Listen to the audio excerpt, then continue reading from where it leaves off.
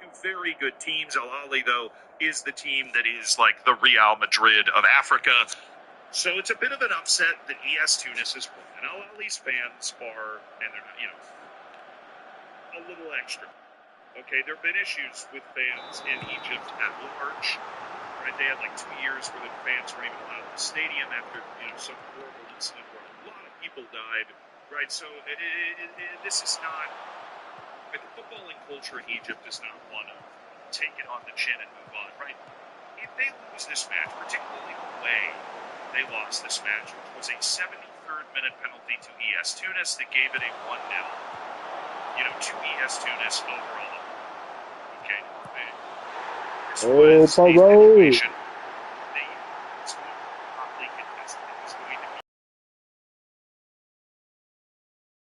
probably use this. I would say a hotter situation that most referees, particularly in Europe, ever find themselves in. Right, Champions League build up. ES Tunis is a wild crowd. He blows the final whistle, and like I was just starting to say earlier, once he blows his final whistle, Al Ahly's going to swarm around physically. They're going to swarm around to debate, to argue. They're going to make life hell. Right? Like, there's a second leg. I think there's some strategy in this going into the second leg where you're going to try and, work the reps, work the, show. In some ways, I think it's almost a tactic of intimidation.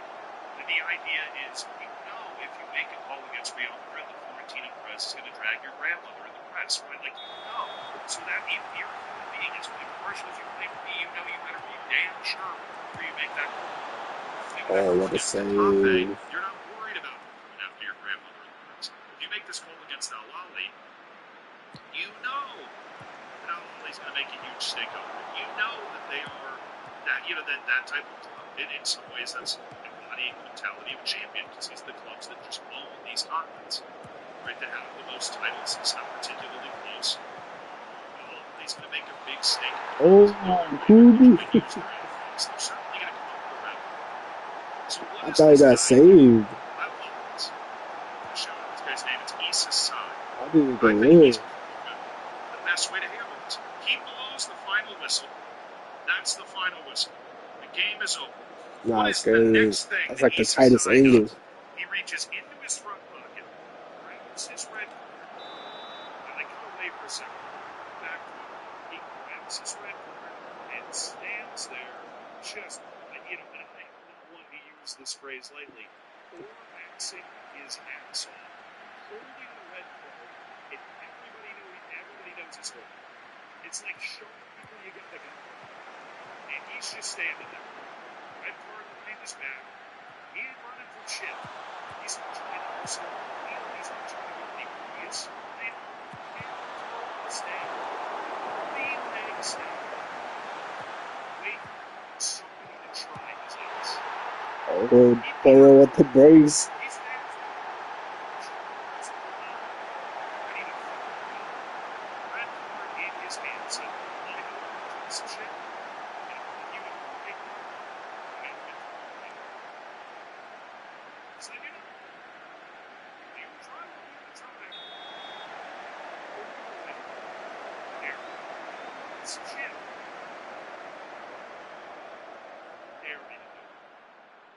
And it works.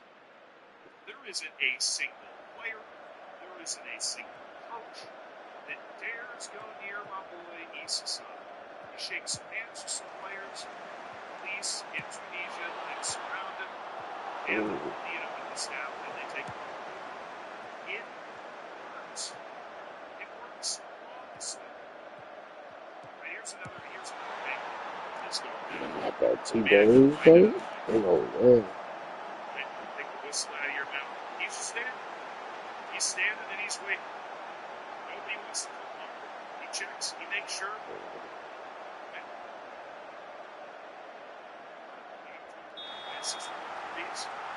Shake hands with a couple of players.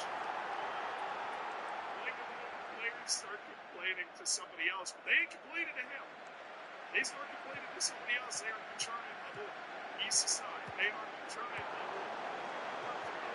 This is just like some neat thing that happens with the champions who's it's English speaking.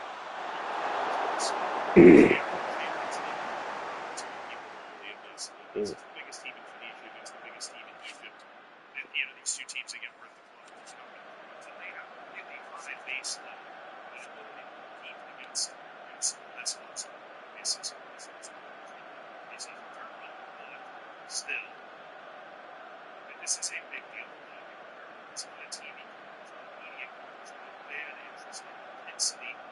This is a backward the amateur division have.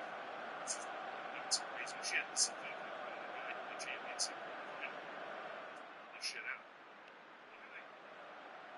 In the actual mission of a referee, the referee's goal is to make sure that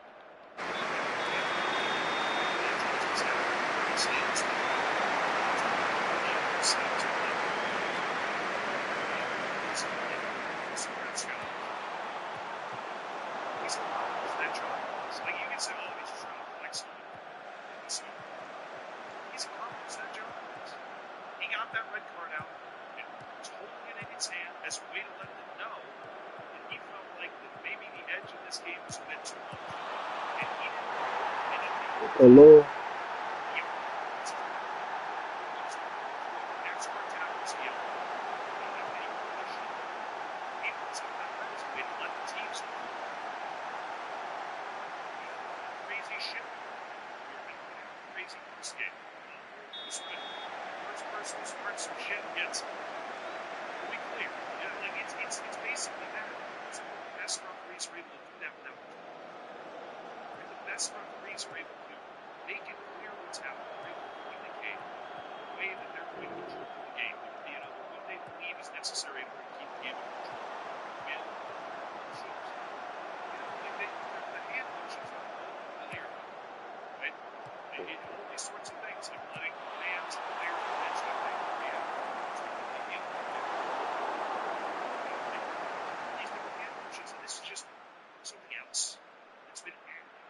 Sphere. In a way where you're not just watching him pour the fuck out of it. He very clearly is like, I'm going to pull this out, right? And when they come away, like, I'm just going to stand here with that red card behind my back, and we're going to have it. By golly, he maintained it. He managed to give it a really high, strong emotional reaction. And observe people the officials we associate all the players with themselves. I think it's seen myself.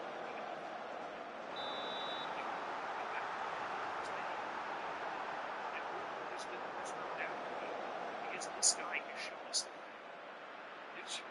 I love this. I think more refs should do this all the time. They feel like conversations, the temperature, the boiling point of the match is getting closer to actually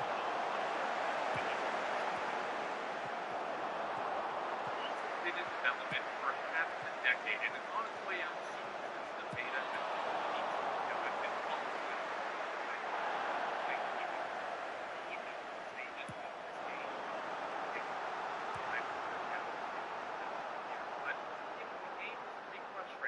I didn't know if I was to blame or the game was to blame. And the beta feels pretty similar. Yet I played 30 hours in 5 days. Like 15 months ago, I saw they had a player named Eric. Don't try and correct the unofficial rules account. I'm pretending that's the legend Aramenko, and there's nothing you can stop me. So why do I have 30 hours played in 5 days of a game that frustrates me? Because it frustrates me in a good way. This isn't an FC or FIFA game. This is so naturally, you have consistent gameplay like every other video. I mean, it doesn't matter if I'm playing 40 games, 100 games, 180 games. Players will feel the same every single time, regardless of when you play. It genuinely felt like I was playing offline. It felt so smooth. Every act did what it was supposed to do. It was addictive, to say the least. They apparently made their net code from the ground up in order to make this happen, which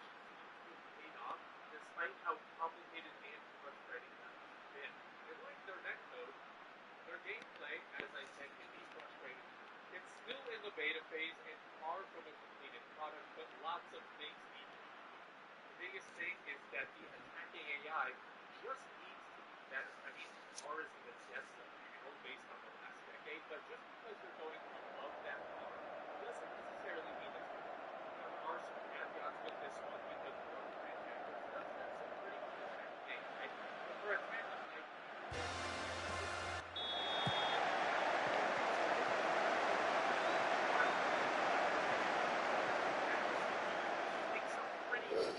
runs, but at the same time makes some insane runs. She's able to run in a curved line, but then she can't see the open space directly in front of her. Open your eyes. It is wide open. The defensive AI is not overpowered on its own. If anything, it's actually pretty helpful. It will literally guide you towards the goal. That second man press is outrageous. Now, I know my man, Italian Stallion, loves second man press almost as much as he loves his hometown, New York City, but I feel like this is a step. Regular A, excellent passes, slow and hit the majority of the time. Rebounds are consistently heavy. Player switching is not great because the player for the game needs to be the best person to show where he is. The game rate overall does not feel as polished as I would like, and it seems like every single score I get is a fullback or a wingback. Seriously, that just needs to stop. First of all, I told the developer that I'd say positive things about the game in exchange for good packs and points. We just laughed at me. They clearly don't know how much influence I have. I mean, why else would I be called the community for number? But again, I can't stress this enough. 30 hours in 5 days. They built this game from scratch. I mean, what a save. What the...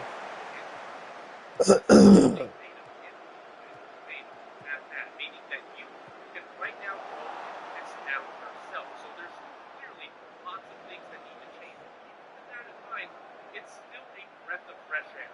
You quickly realize that when you hop into your first game and get 10 goals dropped on your head because defending is unforgiving. You have to defend it in how the timing for challenges if you do so correctly. I mean, look at this. I take this every time. This interception's here, right? That's straight football. And timing isn't just involved with defending either. It's involved with everything. That's a penalty for us, right? Yes, sir. Was it Colo?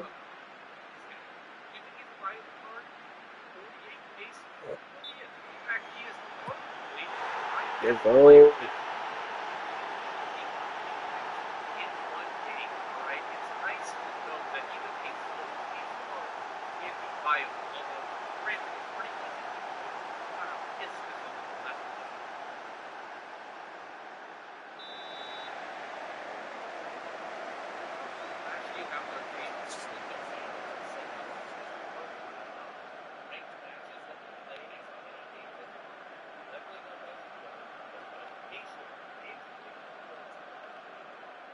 This is what grinding for a video game looks like. I won this game needing a win to earn reward. I won the game because, I'm really good. I put 247 in the world out of the 405, and I got my rewards. Then I had an extra point left over to go towards my next set of rewards that I could immediately start earning. I didn't have things capped after a certain wins. I didn't have to wait to get my rewards. I didn't have to wait to start earning rewards again. If I want to be a degenerate and spend an entire weekend pulled up in my room playing this, I can, which is exactly what I did. Thank you, Gold, for letting me be a degenerate. There's essentially a weekend league or division rivals for more rewards, and for those who also are truly degenerate. So, it's good for everyone. The tournaments are also set up extremely well and not in some stupid backwards ass way. First of all, no entry limit. In the tournament, locked out, forced to wait a certain amount of time to play again. You can play it again and still get rewards. It's beautiful. Practice simulator. I had about 2,000 points and no tabs. After completing them, which only took about 30, 45 minutes because I'm really good at the game. Again, tied for 247 in the world. I had 90,000 points and 25 packs.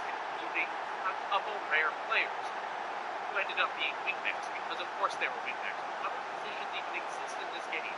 This is what the game is about, feeling rewarded. Now, I try to avoid making direct comparisons to FC26 or even because, like I said before, Bulls is its own title and its own game, okay? It is different from FC26, just like how Call of Duty and Madden are completely different. Like FIFA, but if FIFA wasn't FIFA, it's FIFA. You know what I'm saying? However, there is one direct comparison that I will make, and it's the strategy and how these games want you to feel while you play them. Goals is about rewarding you, while FC26 is about frustrating you.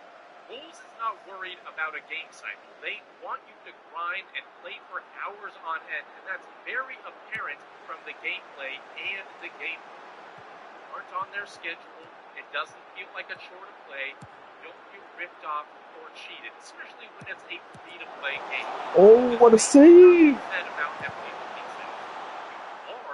Oh my god, what a... The way he stretched out his leg, what the... You might miss out on something. It does feel like a chore to play because you're consistently using cards that you don't want to play with just to get a single icon swap token.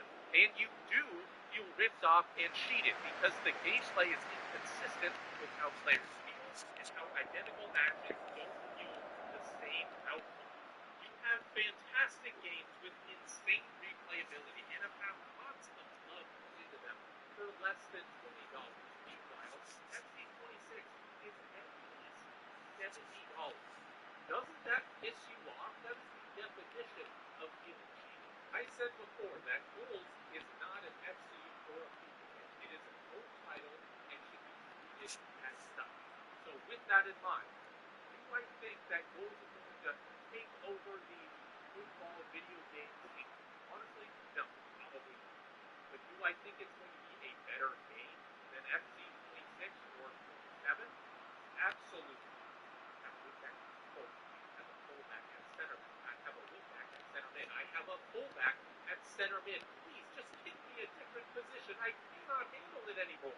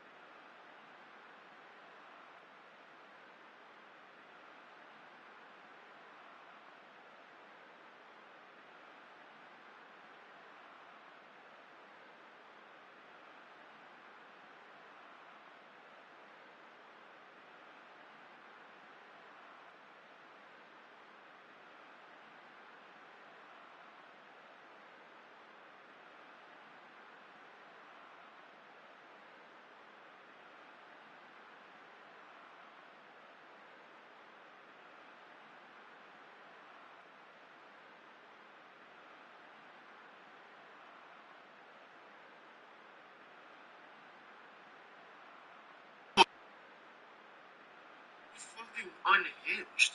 And now, she just did an interview, and it's the reason why I'm even yapping about it outside of just streams where I talk about it loosely. She did an interview where she's now denying that her child has a disability and says that, you know, the doctors are wrong, the doctors don't know. Which, to me, says that she's not even willing to give this child the assistance that he is likely going to need going forward. And if it's anything I could do, how I'm here. The part that really messed with me is that Blueface doesn't seem active in a child's life because of his disability. Hold on. I feel like that's what triggered me in my anger overpowered my message. You're in the right now, and I'm here to support and congratulate you over you. So I say my son does not have a disability. He's developing at his own pace, and he hit his milestones in his own time. Every child is different, and I'm confident in his group. He said it. He had a disability. And it's like, they say, for context here, she was reading some messages about someone who they had some drama, and this individual said that, you know, the thing that messed him up most was the Blueface not being as active in the child's life because of the child's disability. That was the claim that was made there. She then snapped back saying that son does not have a disability. He's developing at his own pace. Then, in a minute here, I'll show you the clip where she starts making mention of, like, doctors, like how you can't believe a doctor when they're speaking ill on your child, that kind of thing.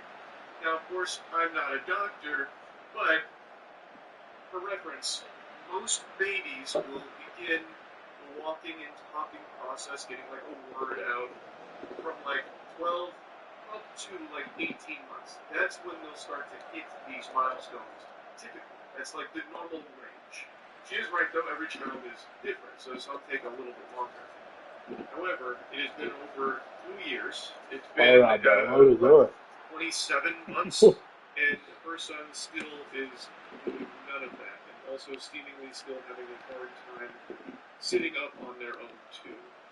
That does seem like there may be a disability there, and the fact that she references a doctor speaking ill on her child makes me believe that when a doctor was informing her that this might be the result of a disability, she took it as an insult, and that this doctor is just some kind of evil demon that's insulting her baby, and now she's, like, refusing to acknowledge it. Oh my, kudos! Bro, that's a horrible miss. Need some extra assistance from doctors, from Ah. and if she's going to deny the child those resources, that's even worse for the kid.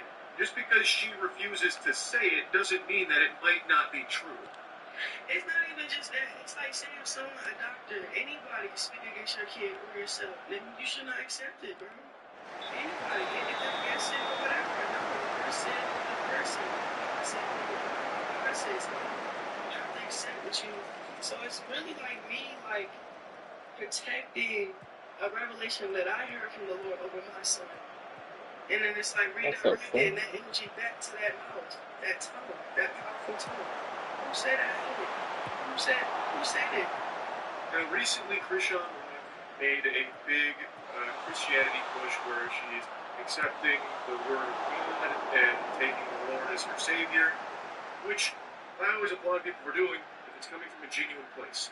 Unfortunately, in the modern day, there are some absolute vile people that use Christianity as like this get-out-of-jail card where it's, you know, used as a tool to avoid any level of accountability and responsibility. Like, nope, I'm completely clean, so all the terrible, heinous actions I've done in my past no longer exist, and you can't use them against me in any way, because now I'm a Christian, so, you know, we have to forget about all of that. You're a bad person if you bring something down. And I really hate that mentality. And I hate to say it, but I do get that same sense of Christian too. She's using it as a way of just being like, hey, you all have to forgive me for all of this shit that I've done. They went straight to him. Especially like with the pregnancy.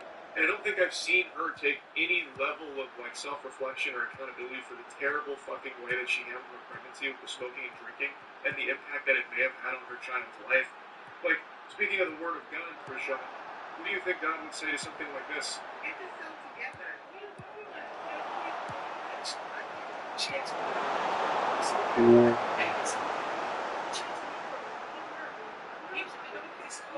Complete callousness, uncaring if the baby lives or dies, even saying that she would get an abortion and it wouldn't affect her. There's also another clip where she's 20 weeks pregnant, talking to a doctor and asks if it's too late to get an abortion. It seems like she's solely driven by her own self-interest. She didn't want to stop partying and drinking and smoking, and so she didn't even Whoa!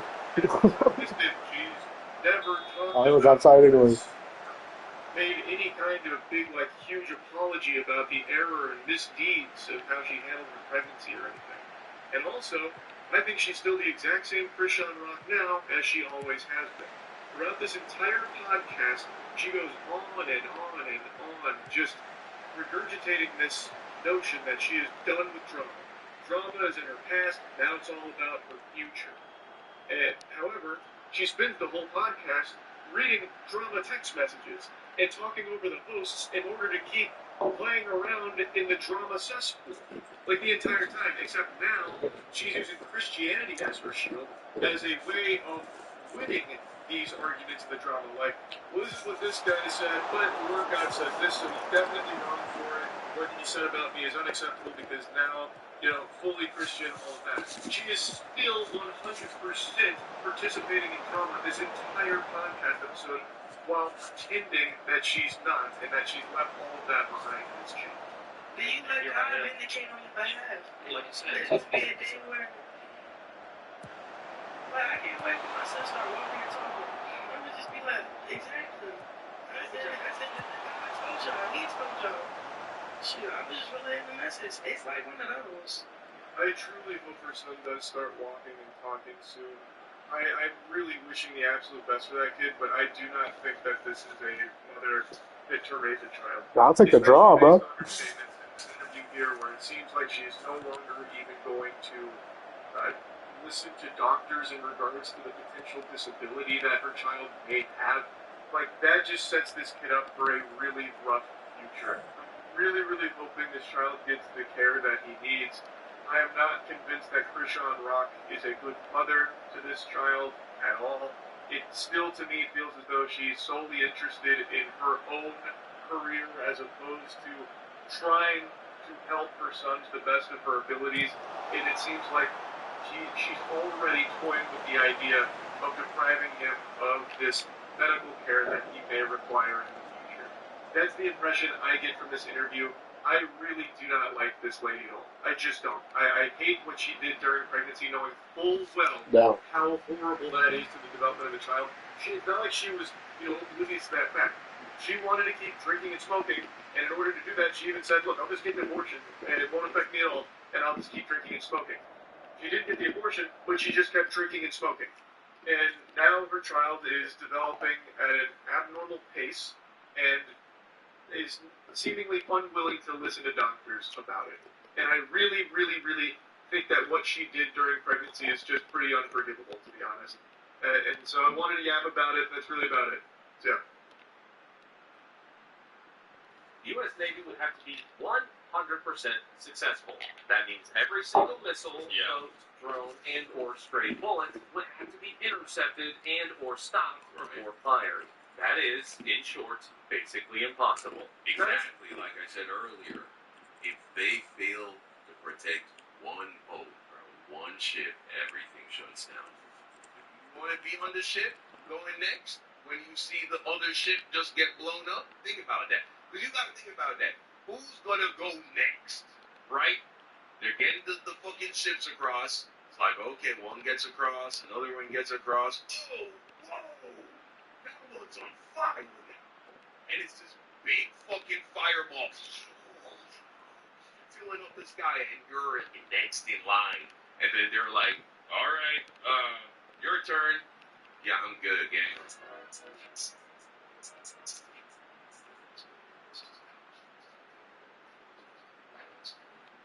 I did not realize how much Iran has America by the balls, bro. It's like a vice grip on the right list. And the Trump administration is doing a lot to give you the impression that that is not the case. They keep telling you how they have disabled 90% of their military capabilities. Sergio still playing? In a way. They really want to give you the impression that war is almost over. It's one mission accomplished, and we just have to tie up a few loose ends. But the reality is, Iran has America by the balls, bro. And the way they've accomplished this is by choking the Strait of Hormuz, right?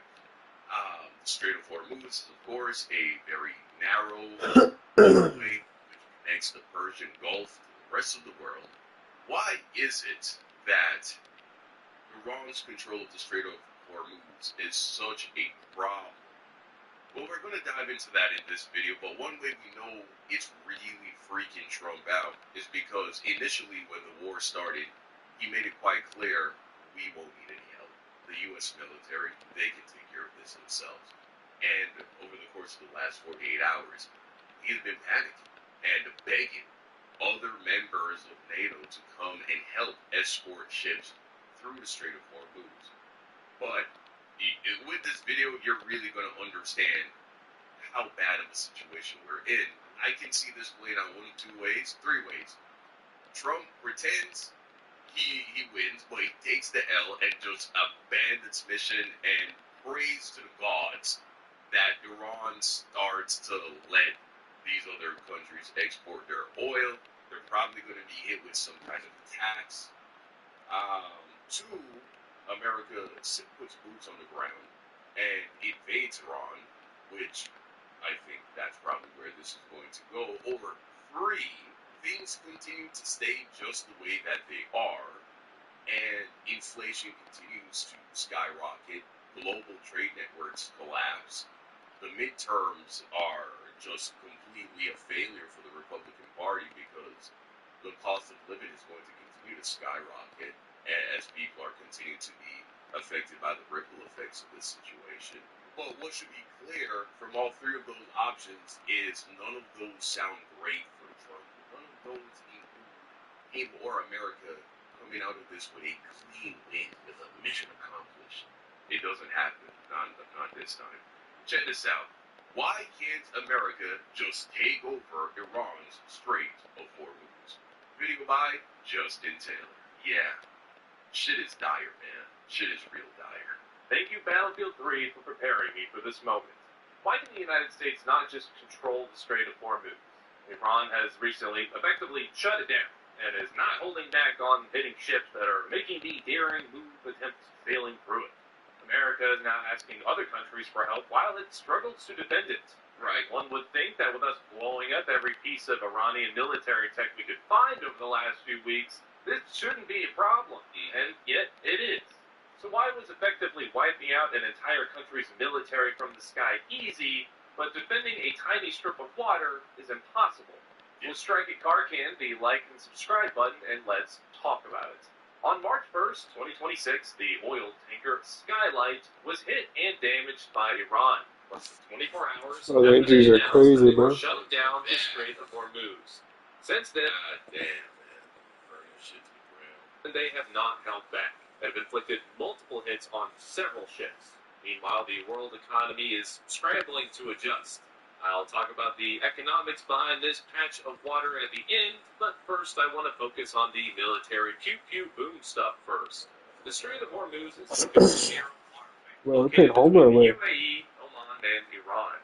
At its most narrow point, it is 21 miles across, but the actual shipping lane... Which sounds like a lot. I remember when I first learned that the Strait of Hormuz is about 22 miles wide at its most narrow point, but 22 miles is still... You really need to buy a left wing, bro. Right? So it's like, You got things in Ben Davis as our left wing, bro. Hence, the section of water that massive oil tankers can actually pass through is only about 2 miles. The same distance that an out-of-shape American Army private can cover on foot in about miles. Very different story. On 17 minutes. In military jargon, this is referred to as a fatal funnel. It is a very narrow, predictable, and vulnerable area that you have to go through no matter what. Right. Half of war is literally just trying to find your target to begin with, but with the strait here, Iran's targets literally come to them. In case you're curious, the other half of war is extreme violence with really cool VHS filters and synth music. They got KSC? Yes, If you know that an attack is going to happen in one specific location, just put all of your defensive assets there and call it a day. Wow. Easy, right? Well, no.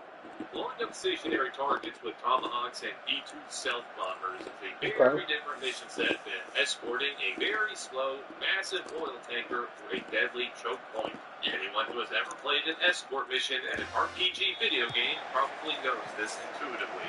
First and foremost, Iran controls the north end. It is literally their territory. There are dense urban centers along Iran's coastline, which makes it way easier for them to hide stuff. Yeah. Plenty of large highways connecting it to make moving weapons. Imagine you're a satellite, bro. Imagine looking at this shit, you're a satellite, and I'm like, okay, find a truck with the bombs on it. Imagine that. I mean, Jesus, just look at this shit. You're not going to be able to find shit, man.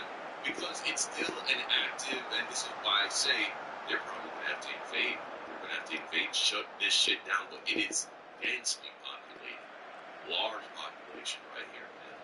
And so, I mean, it would be a major ground invasion in order to try and shut this shit down to the point where they're like, okay, now if we skip truck movement, we know it's bad news because those civilians are still supposed to be in this section. So, yeah, man, this is a big problem for them. It's to the coast a lot less obvious.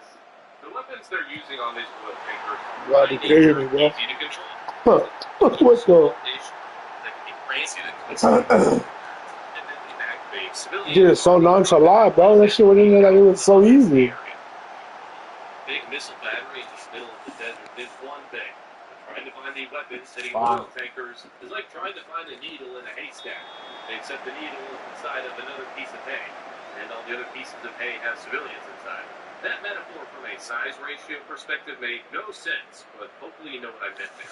The Iran has mostly been using three kinds of weapons. Yeah, don't let that point go over your head that there are civilians driving around in other trucks. Why? I mean, we've already seen. That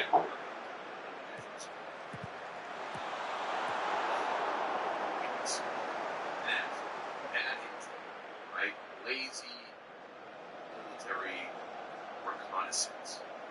However, America does not want to act. We might have to sit 3 in the back. Where they're just willy-nilly blowing up trucks carrying, I don't know, fish or fruits, shit to the grocery store, right? And so they have to know for certain before they blow up a truck that's driving down a highway that it is in fact carrying drugs. And so this is almost impossible. And so it's very easy to ship around these drones. Boats, Shahed-style loitering munitions that fly in the sky, and underwater beams from mines, all of which are cheap, hard-ish to intercept, and very effective. The small kamikaze boats are difficult to see on radar.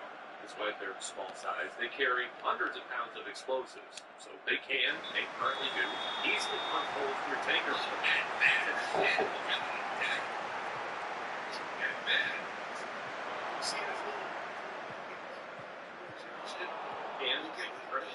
Easily punch holes through tanker clothing. Shaheds are usually launched in multiples, so even if all except one gets shot down, that one is enough to accomplish the mission. It's important to keep in mind that these are civilian cargo ships getting hit, not military ones. They are not built with the idea that they need to be able to just absorb explosions as in the IRCC.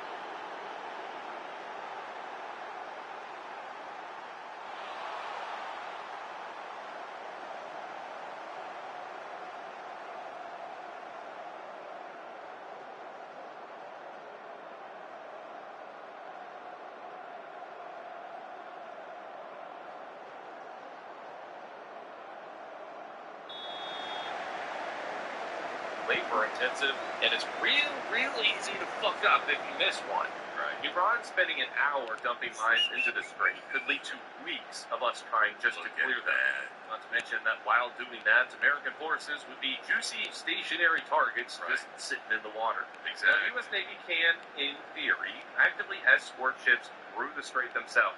But that's like saying I could, in theory, eventually fill the Grand Canyon with sand only using a spoon. What I meant by that is that it's incredibly hard and resource-intensive. Not all of my jokes are going to land. American aircraft would need to be flying non-stop patrols over huge areas. Fuel usage would be astronomical. Every ship would be on full. Oh, Turbo!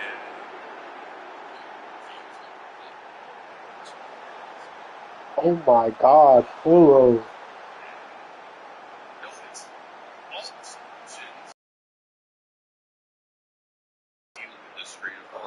Oh.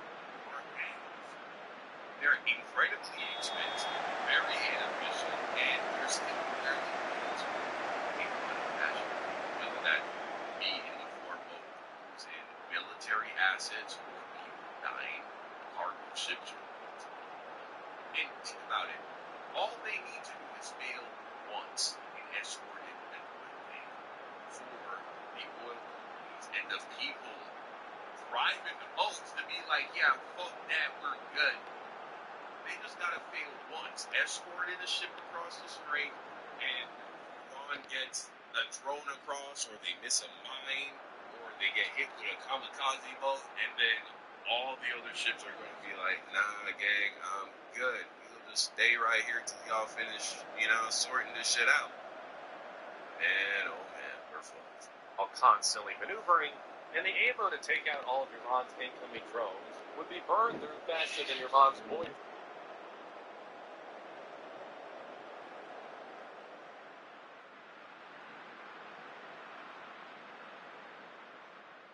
Kind of operation is the Arleigh Burke-class destroyer. It is by nature an escort ship, though usually for aircraft carriers. Aircraft and helicopters are able to conduct patrols. Yeah, we took that dope. I can't believe Polo missed that though. The U.S. has a dozen or so destroyers deployed to the region supporting Operation Epic Fury, along with 2 aircraft carriers. But they aren't all just sitting in the street. Trying to make sure they scored again. That is the most, cringe, boomer, fucking, trying to be hip and young name that they could ever come up with. Epic Fury. It's like, dude, what the fuck? No one uses the word epic. That's the Persian Gulf, Arabian Sea, and Mediterranean, doing missile defense, strike missions, and fleet protection. So even with that many ships in theater, only a few can actually escort tankers at any given moment. We could theoretically move all of our Arleigh Burkes to the strait, but that's leaving everything else completely wide open for new attacks. Nice. Arleigh Burkes are armed to the teeth, but not all of those weapons are actually useful here. The primary anti-air weapon is the Standard Missile class of interceptors. These would make for quick work of any aircraft Iran might have left over somehow, let alone a Shahed drone. But they're also stupid expensive, and we don't have a lot of them. Nice. So it would not take very long to run out. A better option would be the ESSM, a smaller, shorter-range air defense missile that can be used in higher numbers. But, same problem. They're limited in number and cost about $1.8 million each. Great! Whiz, aka the Phalanx, would probably be our most cost-effective method of doing this. Again, this money could be used to subsidize healthcare, help people go to college, fix infrastructure, How is Bournemouth and Fulham in the top 5? employees a little bit more. Every single one of those businesses, $2 million. $2 million down the drain for nothing. What's it cost in Iran? Between $30,000 and $50,000. That's how much it costs them to make one of these little attack drones. Crazy. But it is a last line of defense kind of weapon.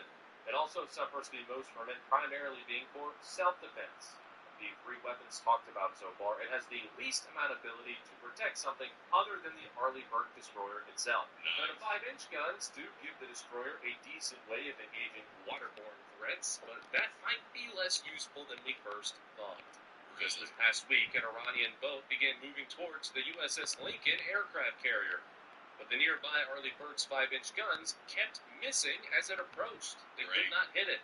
A pair of helicopters had to be scrambled so that they could fire a couple Hellfire missiles at the boat to take it out.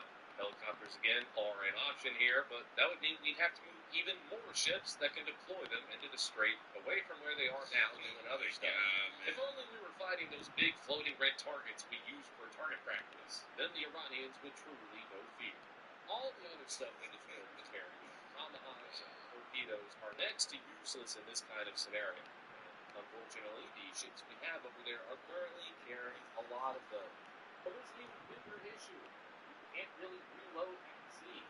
The gun-based systems can, but if it gets launched out of a missile tube, and the most capable weapons we have do, the ship has to go back to port to rearm sooner rather than later. The geography of the strait also poses a challenge. You might think the Navy could just park destroyers at the choke point and defend it like a guard tower or something. But the problem is that naval combat don't work like that. A stationary destroyer is easy to target. The threat can come from dozens of miles in any direction. And the ships that they're protecting are constantly moving. Instead of just sitting still, I got hurt again. We got back-to-back home games. Aston Villa, RCL. Impact of Iranian munitions does not give us the luxury of engaging targets at a distance. The Strait of Hormuz is very narrow, but it's also long, about 100 miles long depending on how you measure it. That is a lot of airspace and coastline to cover, even with every advanced recon and targeting asset we have. The number of cargo ships and numbers of weapons thrown at them over that 100-mile stretch is a near impossible task to fix. It's also important to remember that most of the stuff the United States has to protect against things like drones and missiles are for self. Yeah, and this is why I believe Trump went ahead and attacked that island. What's it called again? Let's look that shit up. Yeah, Karg Island, right? Karg Island. So, apparently, 90% of the oil that Iran exports comes out of Karg. They have a what's the word I'm looking for here? They got a pipe that goes under the ocean, and that's where they pump the crude oil through, get it to Karg, where it's refined in the oil refineries on the island. Then it is placed upon the ships and then sent through the Strait of Hormuz, where 80% of the oil they produce is then bought by China. And so, I think this is what happened. Trump decided to strike the military base on Karg, with hopes of bringing Iran into saying, hey, by the way, we can cut off your ability to make money by shipping out oil. But here's the thing. Iran has another port that they can use. It's known as the Jazz port. And as you can see, it's actually past the choke point in the Strait of Hormuz. Now, it can only manage about 50% of the oil that Karg can, or Karg, whichever what the island is called. Okay, I guess they can. Whatever. Point is, they can still get oil out here. Yes, it will be less, but they'll still be making money. Now, this off. Okay, Madison. Right there, pass it. Okay, through. Okay, nah, you gotta be patient. Oh! And at that point, you essentially, fuck the whole shit up, because the whole reason that this is an issue is because the lack of this oil getting out into the rest of the world is raising the price of oil. Well, if you stop Iran from being able to export that oil, and Iran says, fuck it, then nobody gets any fucking oil out, and they fuck up everybody else's oil shit, well, you want to get the same problem first. Oh my. Switch and turn oil production back on, because everyone's producing and exporting capability have been greatly compromised. And so you still have the same problems. You don't solve anything by putting off Iran's ability to export. Oh, that's a handball? You actually still make it worse, because Iran is still exporting oil to China. If China can't get that Iranian oil, well, then they're going to be competing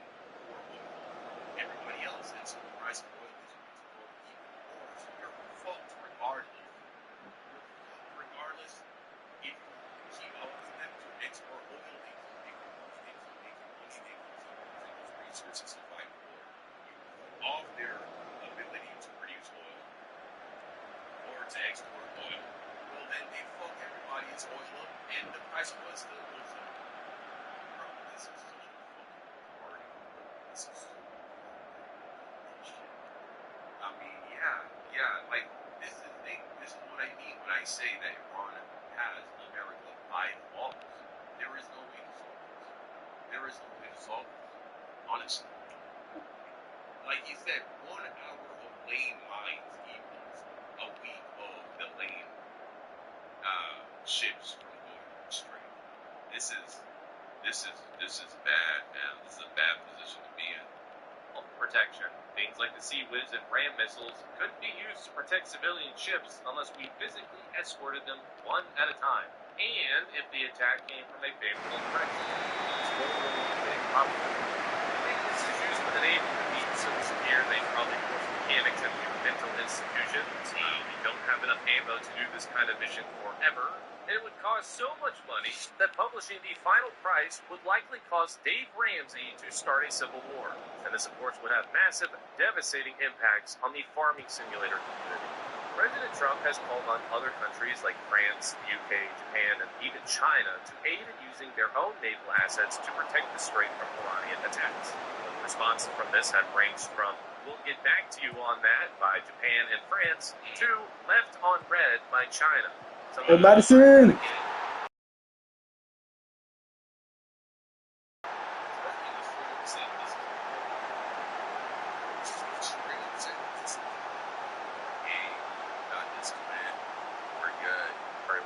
A company that ships oil and the civilians on the actual boat will have exponentially lower risk tolerance than a bunch of sailors who legally have to go where the Navy tells them to.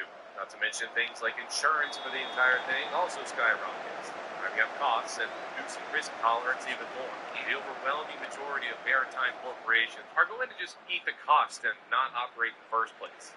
Even if the United States somehow had all the assets in place to fully protect the strait, if the threat is still there, even a little bit, that itself can be enough to stop shipping from happening. Owner oil companies consider just forcing Uber Eats drivers to long-haul individual barrels. It's not perfect, but it is a solution in my opinion. Yeah. Now, the tactics that Iran is using for this operation are asymmetric warfare 101. A bunch of hard-to-stop attacks. Oh my god, Liverpool smashed United. What the f? 5-0 is crazy. Hard.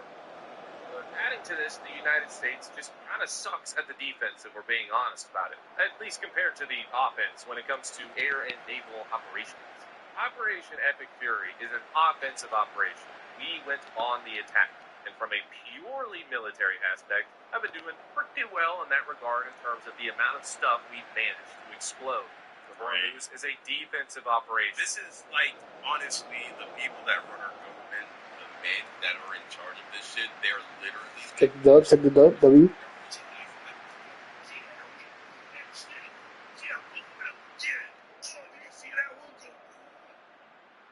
It's like, yeah, but we're still losing. Like, it's like the price of everything's going up, and then they're like, yeah, but look how much shit we blew up, though. Okay. Is this going to help the price of oil go down?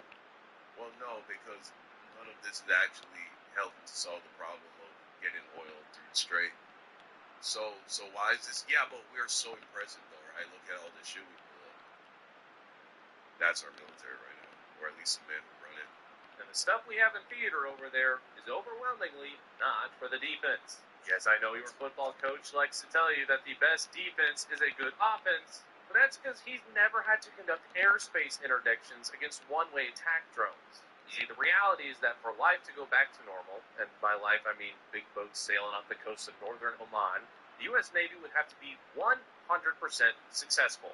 That means every single missile, boat, drone, and or stray bullet would have to be intercepted and or stopped before fired.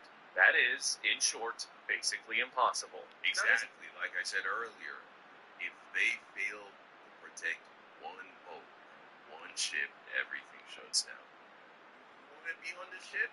Going next. When you see the other ship just get blown up, think about that. Because you got to think about that. Who's going to go next, right? They're getting the fucking ships across. It's like, okay, one gets across, another one gets across. And it's this big fucking fireball. You're filling up the sky. You're next in line. And then they're like, all right, your turn. Yeah, I'm good, gang. No, I'm off. I'm gone. Quit. Get me off this fucking boat. If y'all are going to get me off. Not gonna happen, bro. Martial. Not gonna happen. It's not the first time this magic has experienced some issues. During the Iran-Iraq War of the 80s, a secondary conflict called the Tanker Wars was being fought. They're fighting a battle? The other inserted shooting net stuff in the Strait of Hormuz. Eventually, the United States was called in to help escort Kuwaiti and Saudi Arabian ships that were getting hit. Called Operation Earnest Will, it was the Yeah, that was before we had unmanned drones. Largest naval action the United States had conducted since World War II, but Iran continued hitting ships escorted by the U.S.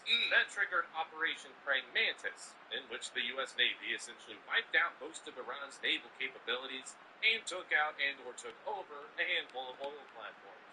Earnest Will and Praying Mantis are so much cooler sounding than Epic Fury. Yeah. We go wrong as a country. And we elected fucking MAGA administration. A bunch of like cringe, fucking just misogynistic. Like, They got Timber's brother. Guys, you know what I mean? That shit is so like, no, don't say that those words are randomly generated. That's not how it works for the bigger ones like this. But anyway, Iran mostly did stop the attacks after Praying Mantis, and the two operations were seen as a success.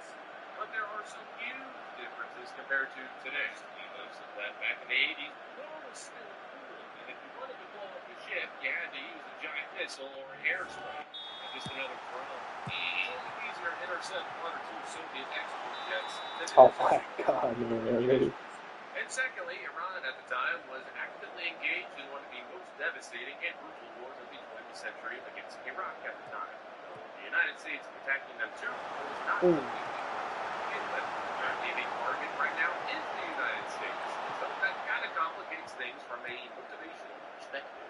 But even with those operations being successful, ships were still damaged or sunk, mines still floated underwater, and the international economy was affected. The post. These days, about 80% of the world's crude has to flow through the Strait, along with massive amounts of non-oil-related shipping. To add to this, the biggest purchasers of this oil are countries like China, South Korea, and India.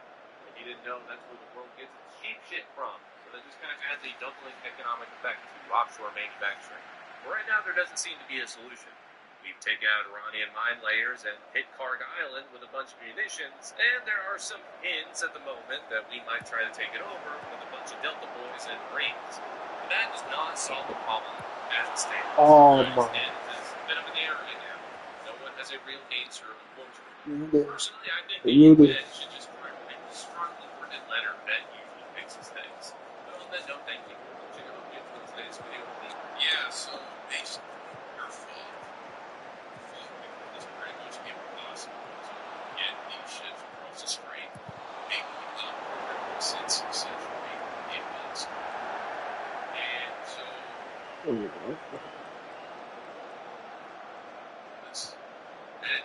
you know, reality is they can hit ships in the strait from all the way up into Rome. These drones. This is why I believe they say, the administration has been saying, Look for the shower was that pass. It looked like a mix of both. That's not them trying to be.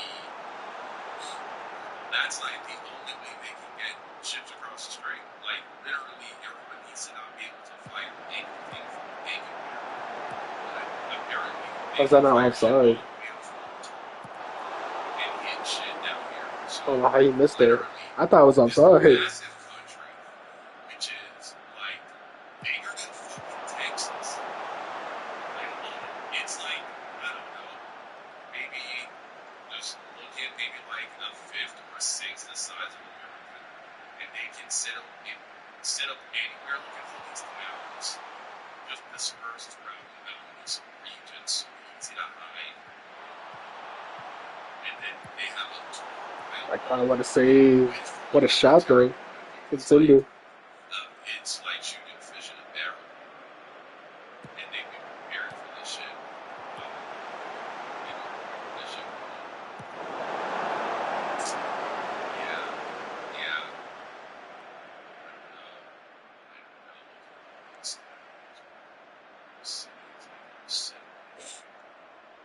fire shit.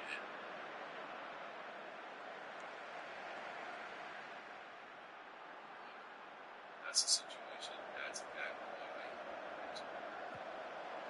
So, let me know what you think in the comment section.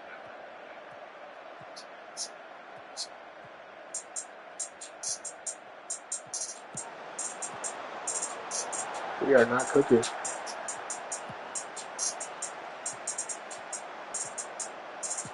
Oh! Oh, now VAR. What's the ref doing there? Yes.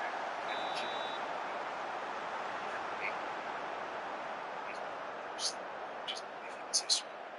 And I say that like I'm not even trolling. That was good. Good shot.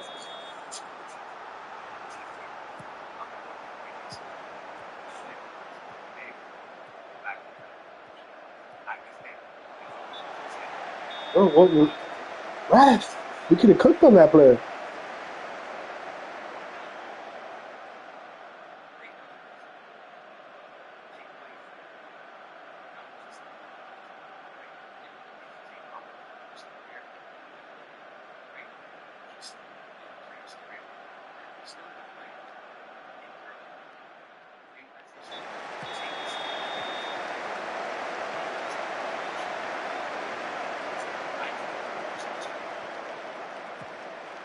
It's been a while since someone's had that bad. Like, it's hard to really judge voting, in my opinion, as an outsider. Yeah, of course. It's hard to judge voting because he didn't really score. We just watched him play bad. So, it's tough to see him to be I'm saying when I become that because of he's invested a bunch of money in his team, and it's for a certain coach who fires that coach. Players that either he's not that interested in, or it's kind of happened since the second championship, second year season. Much to do with that.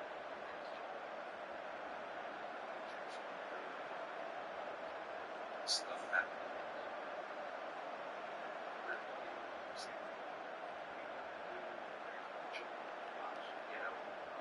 That was after he had outside where the fans smoked the pot. Yeah. Roger, and then Roger came in, the fans like smoking. I thought Primo was a 10. Primo was a striker. A right wing.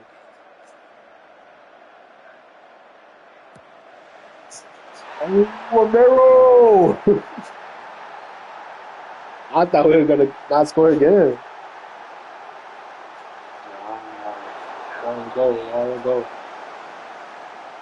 Set these merchants, let's go home.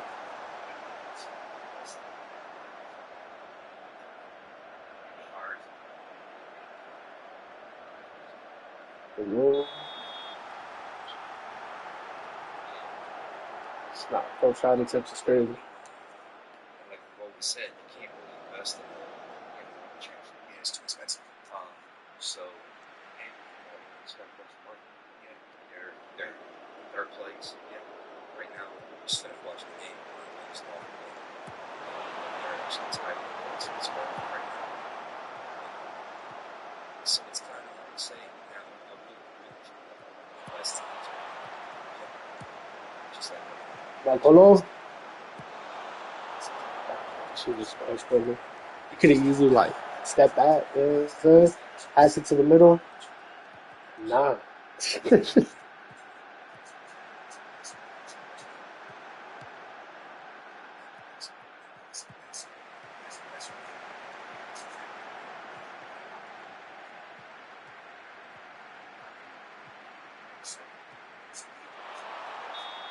Yo, penal. Penal. Penal. Penal. It's gonna be Colo, no? Should be Colo. It's gonna be Colo. They say penalty merchant. Jesus Christ. Back-to-back penalty misses, bro.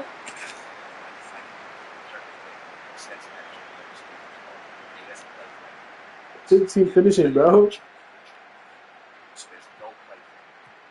Oh, 15 penalty, bro. It's remarkable. I think that's his third penalty miss this year. We're not even halfway through the season. Oh, Sua. Oh. I thought he tackled it.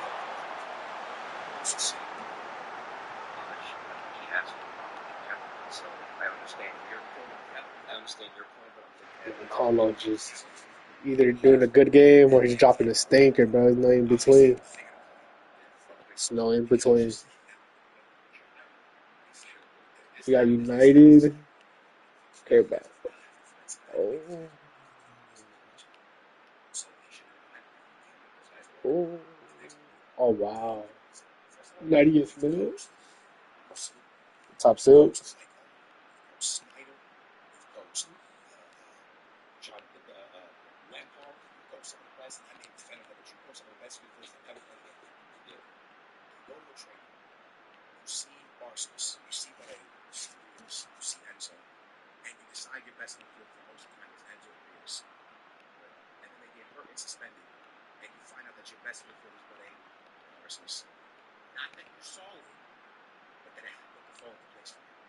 Did, but also, if I'm not mistaken, Kabachi was hurt for a while. And he's playing.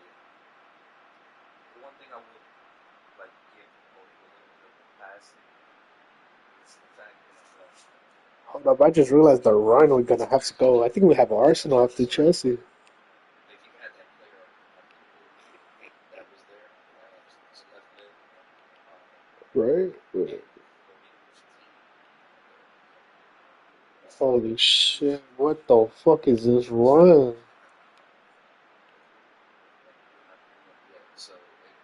Oh my god. You gotta be kidding me. At least we get four in a row home. Type shit. Yes, sir. Bro, Juve too. We got them away. Holy, we got Barcelona? Oh, no, those are too easy, bro.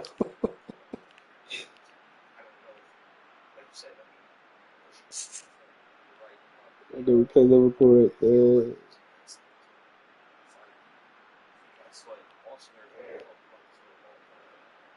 That's another crazy run right there. What the?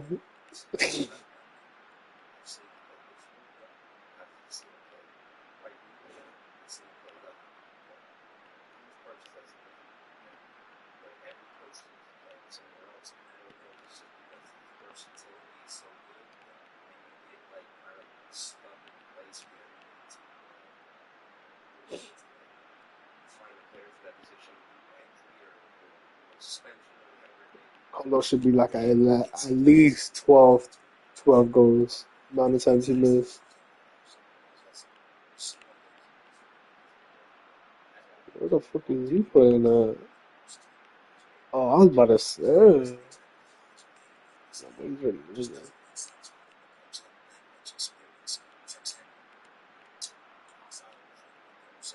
Really, I thought Porro had the most assists.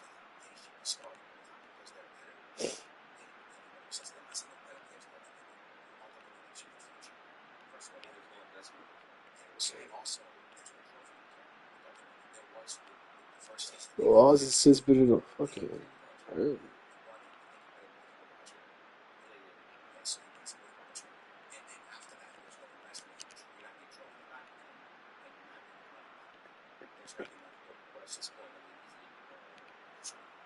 slip or something. This season, but I find that very hard to believe. So, at this point, you're not the coach that can make a tough decision to 1,000% bench one and take the better coach which is the system which we have. They don't have that's the best example. Unless they at least try to see if they're really good. So that's another thing for me. So look at I ain't gonna lie, lay out. but Rios is Lay out. there was a lot of hype on that guy. Oh, my boy son, bro. Oh, so it's 175? Bro, he's using like 75 mil. Wasn't the inflation? Nah, bro, some of these strikers are not worth that much, bro.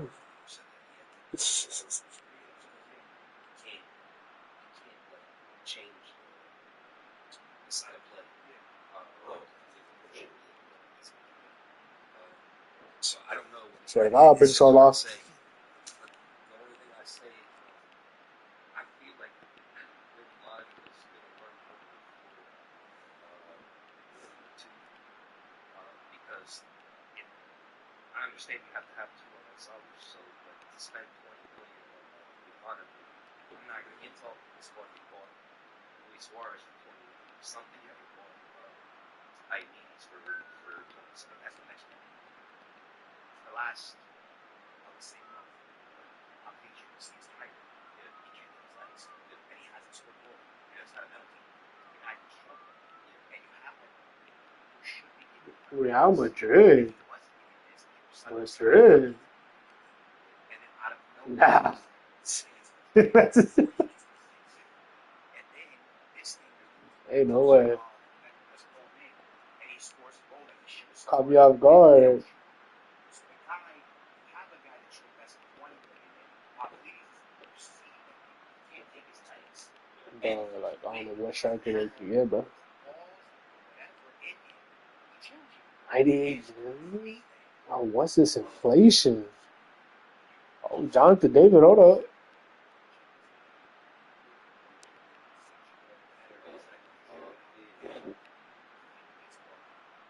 5'10".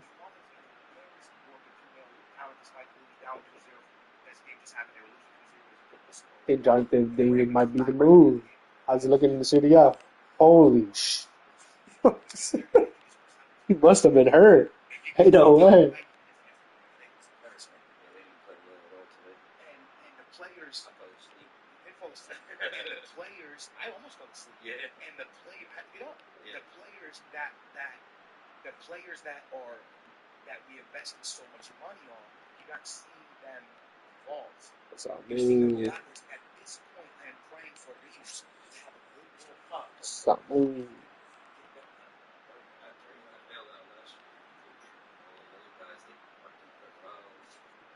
They essentially got their investment back. Leonardo. Yeah, they make money on him. Yeah, but they keep getting bailed out. They keep getting bailed out. And if you watch this game today, guys, like, I like the player. I think he's a good player. But what is Rafa doing for me? Oh yeah, I need to go look for like left wings. Left wing backs. Right-footed, he'll try the Trivela, which he gets off sometimes. He's very fast, but I don't know what he's bringing to the team right now. But you're not there to see what Modi's seeing every day. He has to be seeing something in Sudakov that he's not. But they very happy. Rafa's allowed to come in and play behind Pavlidis every game. Never move him. Yeah. But Sudakov is This is a solid backup, bro. and you got to move him out to left wing, and you don't let the guy play his position. I'm telling you, Mo, for me, dude, watched Benfica for a long time. Mourinho was the worst coach Benfica's ever had. I don't care, bro. They can say what they want about Boy Vitória. They can say what they want about GgNoRaGe, whatever. David, I'm gonna Portistas, Portuguese. Watch. I don't care, dude. Benfica spent too much money to nearly be eliminated from second place today, and to be almost 10 points behind Porto. And on top of that, to allow Porto to walk in that stadium without their best player, and to be winning 2-0. And you put that display when Porto is supposed to be defending. Yeah. Porto's supposed to be like, hey, if we tie. Well, they were defending. They just got them on a counterattack. Okay, but they're not even like, they will walk out of that stadium 10 points, Dave. 10 points, bro. Yeah. I don't know how anyone can be happy with Regosta with Mourinho, and I just think it's legitimately, dude. And I'm not saying to move on because Ruben Amorim's, but I don't believe Ruben Amorim's going back to Portugal. I say move on because there has to be somebody better, because I just believe that the older generation coaches are on their way out. Yeah. You're seeing Pep Guardiola's like a lot of points behind Arsenal now, like almost 10 points. That league's pretty much locked up. You're starting to see a change. Pep Guardiola had players like Kevin De Bruyne and stuff, Dave, that were with him for a while. Once those guys start transitioning out, you start getting a lot of these newer guys. His philosophy is not working. Yeah, and it could be the same with Benfica, but again, like, this guy hasn't really had a transfer market. So, again, if Benfica decides to stay with Mourinho for next year, they can't fire him 5 games in. And you can't blow it up and start over. And that's what they're going to have to do for him. I don't know if they're necessarily going to have to blow it up because, he might be able, like you said, if Rios has a good World Cup, maybe they can move on from him. And so you're not moving on from him. He's just not going to. He's not going to play for Argentina. No. He might be able to move Arsenal, but that would be a mistake. Someone like someone like Newcastle, but I don't even know if you want to let him go. Yeah. But to transition, there'll be some money coming in. For sure, there's gonna be something that happens. And again, the last thing I'm gonna say, Dave, is I don't know how no coaches got there and been able to see that Jimmy is not an NBA fan. This guy moves in slow motion, but he's not going to be good. He's not very good. That's for sure. But yeah, I think at the beginning of the year there was a lot of hype on Benfica when they bought all those players. Yeah. And not hype as much. Not so much hype. I don't mean it like that. I mean more like, I remember hearing people like Benfica has the deepest bench. Benfica has this. Benfica does not have a deep bench. No, they don't have a deep bench. I mean, like, they're relying on, again, they're finally giving the Donovan, which I saw him play when they first bought him. Where is that top five? Bad face. It happens. Yeah, I mean, I get it. But there was a period there where they weren't going to him. They were going to Anisi. Leeds, West Ham, Bournemouth. That's the top five right now? Nah, we got defeated though.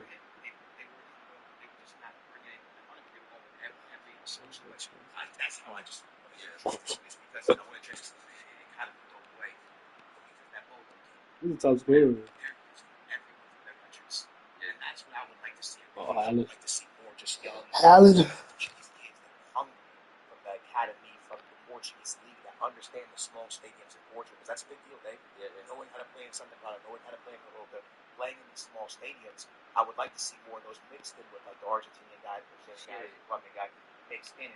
Spartan just went to one of those small stadiums, one of those stadiums with artificial turf, and they got this team that's all from their country. Spartan's trying to do anything. They just look terrible, guys. I mean, I think I told you guys last week too when they played. Jack Grealish, Beto. That second half was just embarrassing to watch, and it was the same thing midweek. I mean, it was embarrassing to watch. I mean, I hope they go for it. They got a variety of everything in this thing.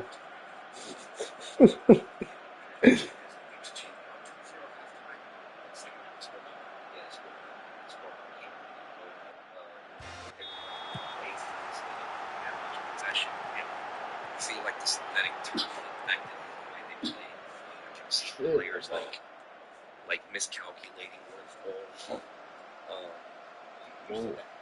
I think a lot of teams are going to have issues if they play there. We saw it in the group phase. But again, the problem is when they get that lead from their home, it's going to be hard. They're going to embrace it.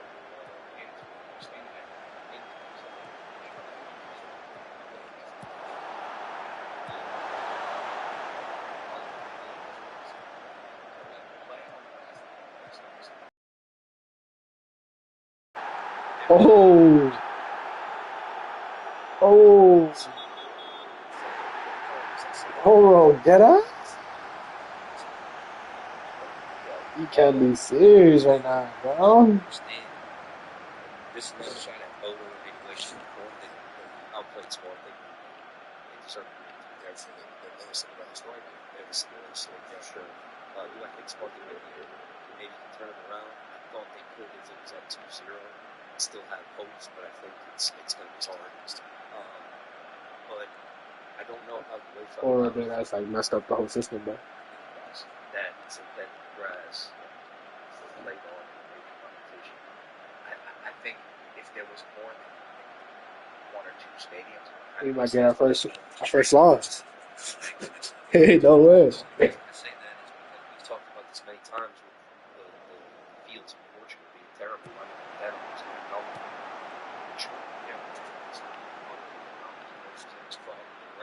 Rains that those puddles of water and falls in the pool. Well, that's what they don't allow. This is what it's usually season, guys, because if you watch some recent videos we do get with my favorite sport, Oh! Parking the bus. They parking the bus. My boy Spence with the beautiful cross.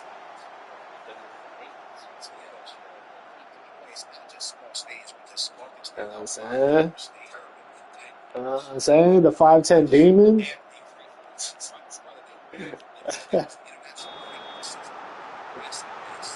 Park it.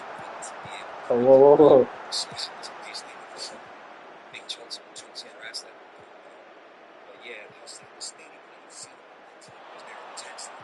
Oh no.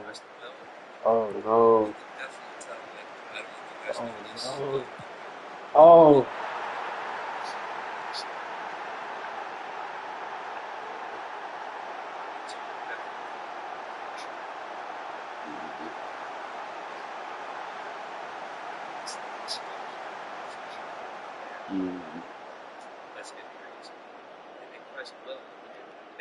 I probably already messed us up, bro. It's not like they play very good. So, like I said, but Sporting did nothing to test them. So that's what I'm hoping to see in the second leg is playing at home on their field. I mean, the field's like Sporting field is a lot bigger. Yeah, but the actual playing, it's a lot bigger. I don't know. They go in there. Really, should we score that?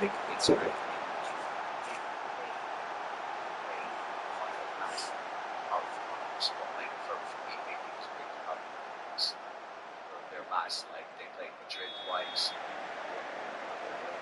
Last 4-5 games. I would say that was a soft. I'm on the game of Apple. There was a game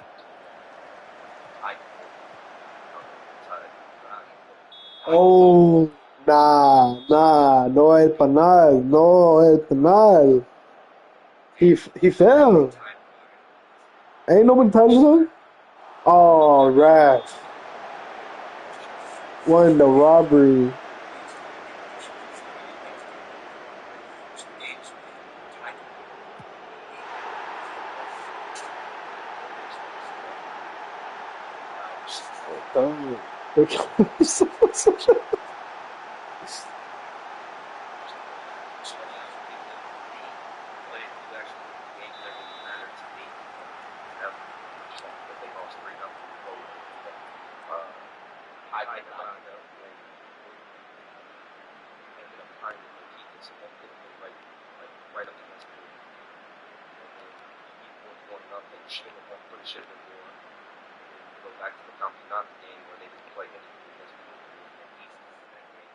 So in the games that matter to me, Jeez, man. We're just having a fucking masterclass against him, bro.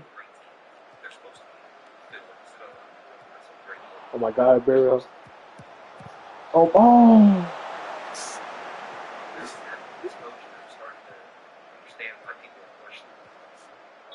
Oh my god, bro.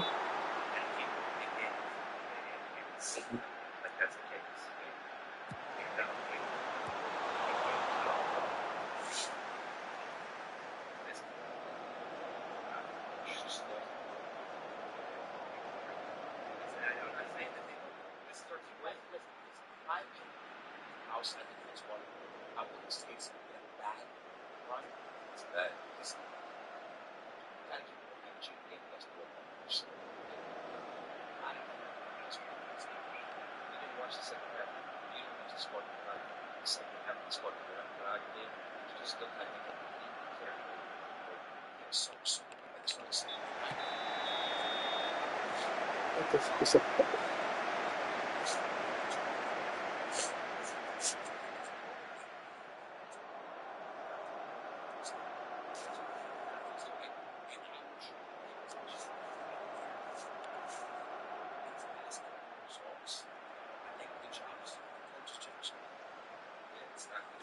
I think they should give up for side. Structure very well. For a lot of players that are like that, and in a short amount of time, they were able to pretty much knock the off.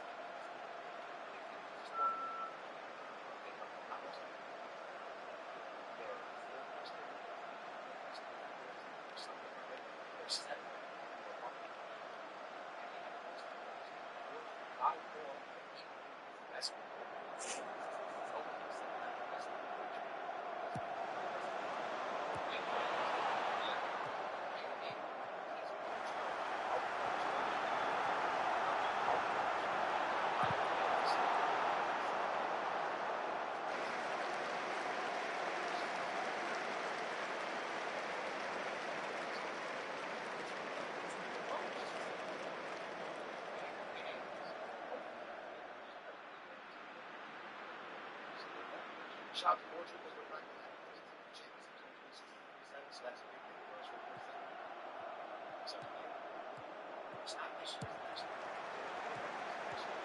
So, we got that. But then, that's a big thing. I mean, it's Nah, Poro really messed us up, bro. Should be undefeated right now. You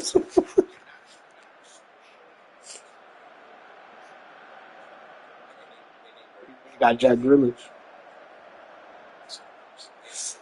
Oh. Bro, we scored 5. Teams only scored 5 goals on us going into this game. Everton scored 3. Oh, man. Oh. We don't have Poro for the next game. I just realized that.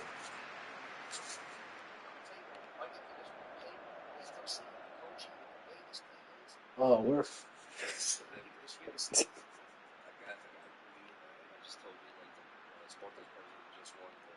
She went 8 games, only conceded 5 goals, and 1 game conceded 3. That's great.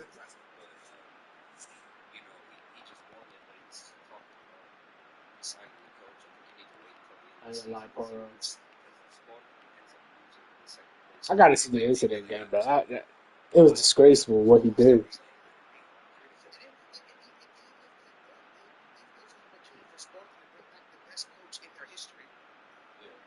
That was the most horrible looking tackle I've seen.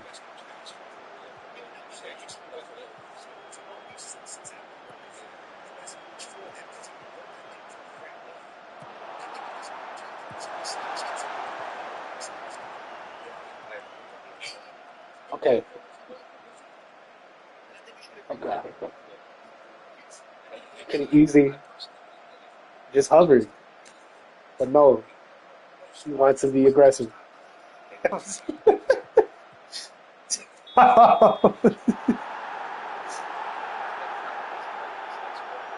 Oh, God.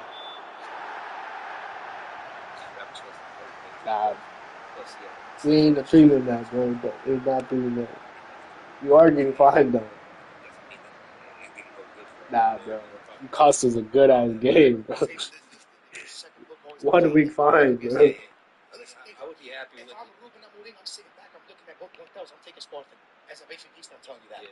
Sporting have better centrals, they're more ready for him. Moxie on the left. Yeah, very accepted fine. See, we got Jack Grealish player of the league. He'll find a midfielder for that. I'm looking at both hotels, I'm probably taking Benfica. I mean, I'm probably taking Sporting. I mean, GgNU. If there's a chance they should be looking at it. I don't know if there's somebody out there that's better than Roy, because Roy has done an okay job since taking Sporting. I just think allowing Portland to run away with this league the way they have, I mean, it's that, and also, like, we're home, man. That's how I'm chilling. 3-0. Inter can't lose 3-0 or whatever they took it. Look, you can lose the Bodo. You can lose the Bodo. There. 100% 2-1, maybe even 3-1, whatever. But 3-0 is crazy, bro. And listen, in the round of 16, They got finals, bowling. to give the 4-0 a team. Ain't no way. I think the city game's over. Yeah. You to give a 4-0 a team. Neves. In the round of 16, that's very difficult. And that's what I'm telling you. For Spartan to go through here is very hard, because you're telling me they're not going to allow that team one time on the calendar. Yeah, and they have to score 4 to a. Well, you're going to have to. A lot of J's. It's tough, man. So it's bro, that bench is crazy. Just to touch on a little bit, guys. What the? You guys in here, and let's talk about sport. Yeah. But Portland makes some very. We still winning this though. That's what I'm saying. That guy seems like he's going to be a very good player for Portland. I think I know Dwyer should be a player at Portland like that. Dwyer I really would don't be. think he's going to be there long term. He's kind of the same sport. That's good.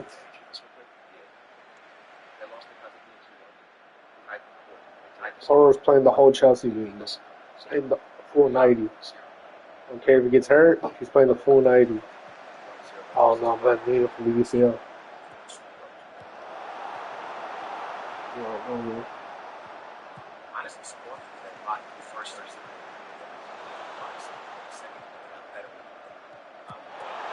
Oh, and Dugan. I thought you were gonna cook, bro.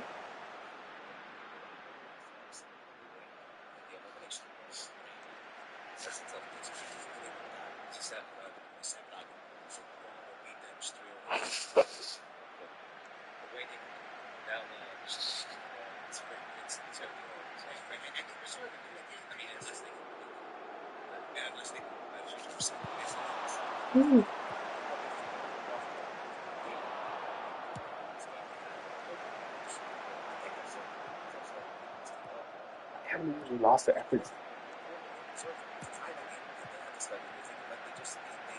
Oh, let's go. Dugan. Sorry. That's it from Exavi, no? Oh, no, from Stars. That's the beautiful game right there.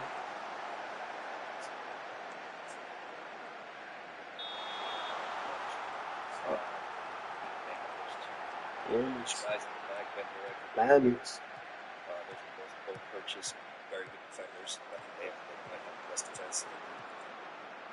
Maybe the best defense in the world. With the goalie, they were able to hold on to. Oh, shh.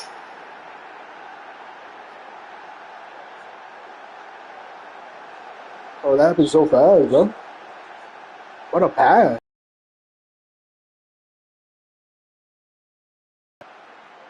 How many people we had down there? Okay, that shit was wide open. I thought it was going to talk.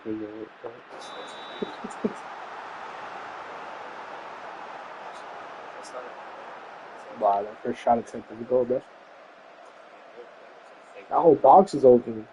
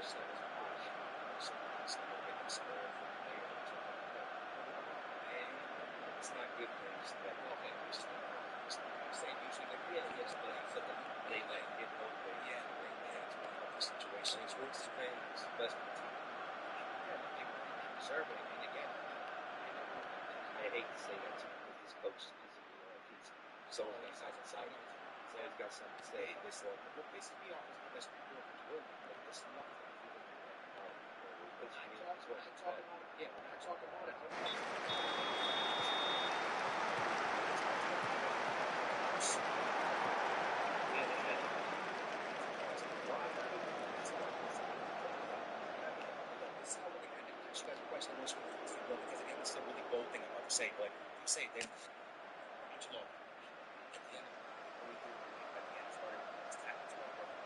of Who's 11? Oh, he got hurt? Oh, he was hurt too.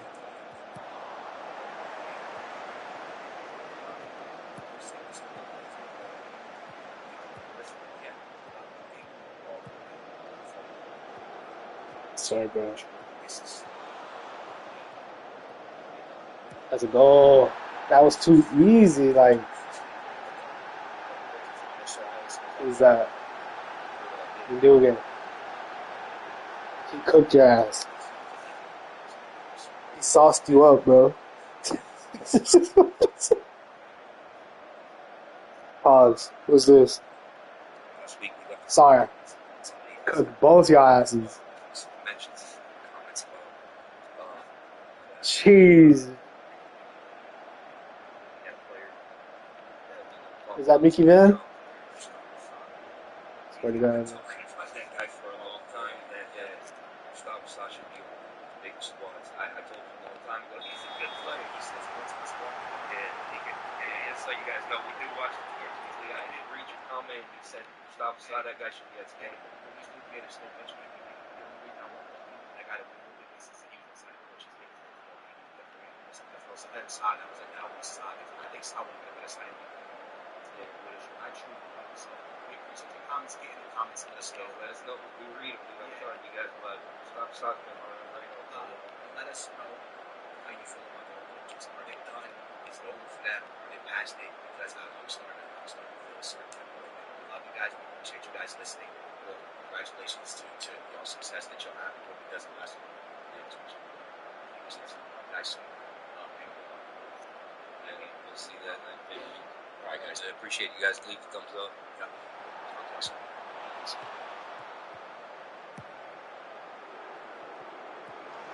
Okay, Davis. Okay, Simmons. Nothing wrong. Oh, what are you doing?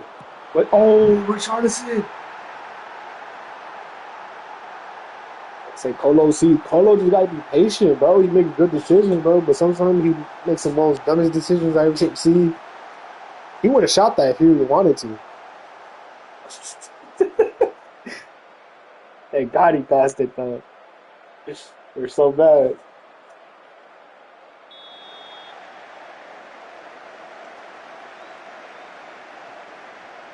Oh my God, bro.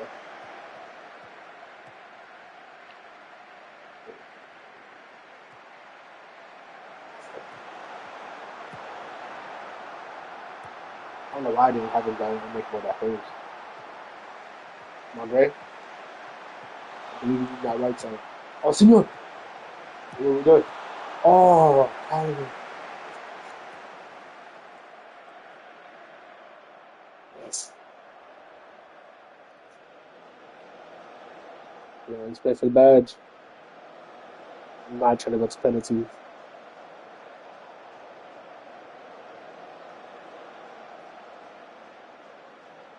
Oh my God, I hate when we build up from the back. Oh my gosh.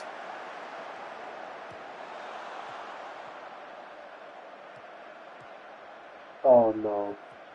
Oh no. Oh no.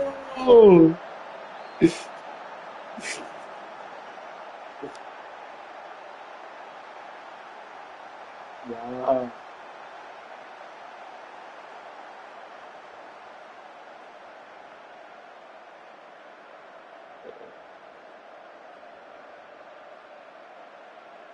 He did not just come back. I was trying to make it far in the Carabao Cup, so I don't need to focus on the FA Cup. Oh. Whoops. Who's this? Ben Davis. We're looking for that left wing, bro. Right when that went to. Who's this? Jesus Christ. I should have subbed him out after the second goal winning. Who's this?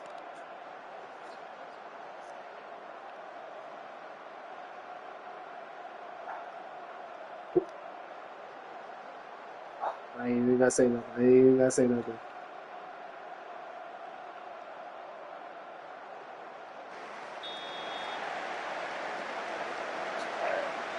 Give us 6 minutes. Come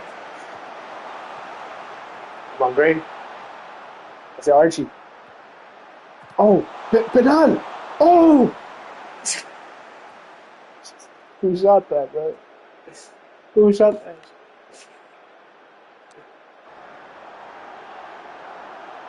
I need to see who shot that, bro.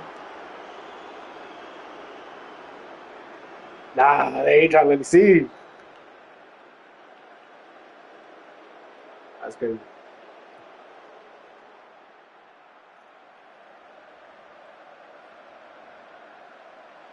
Come on, Ben Davis. Calma. Oh, Solange! Oh my god! Oh my!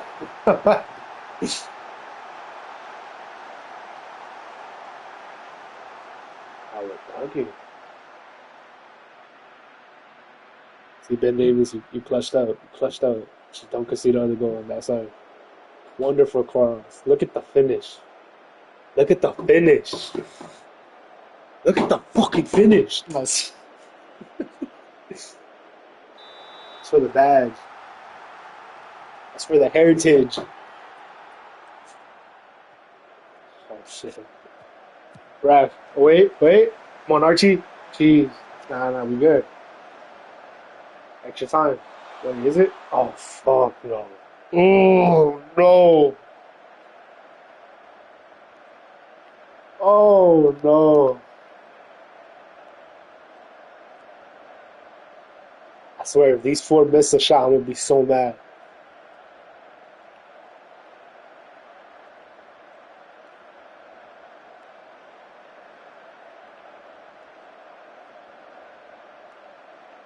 These 4 have no reason to miss.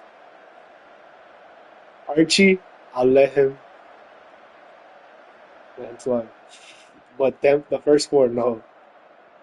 I was delighted of the comeback. Please don't fucking sell the bag. Oh, that's a save. You gotta save it.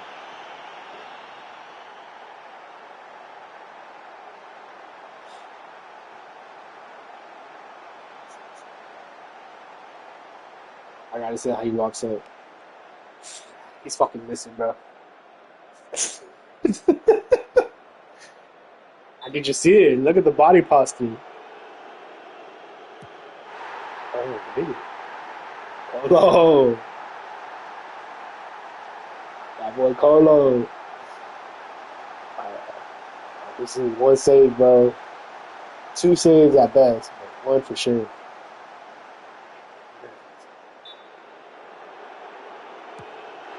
Oh my god. Shit was even close. Come on, we beat PSG with penalties already. GgNU should be way easier.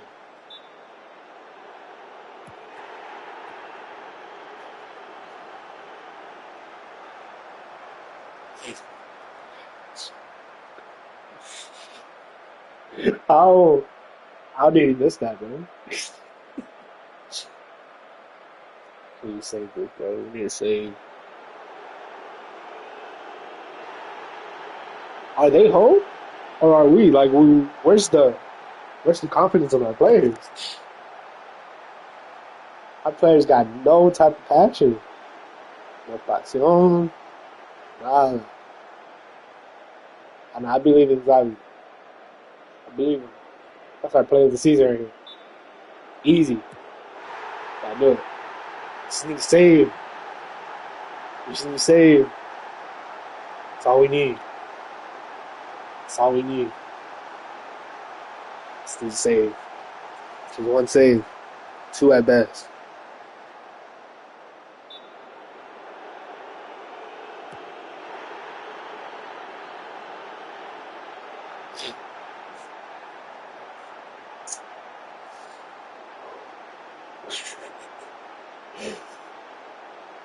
Oh man. Archie's coming up, man.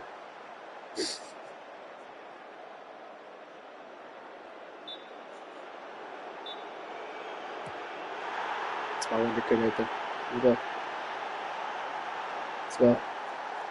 One save, bro. Just move it. No box.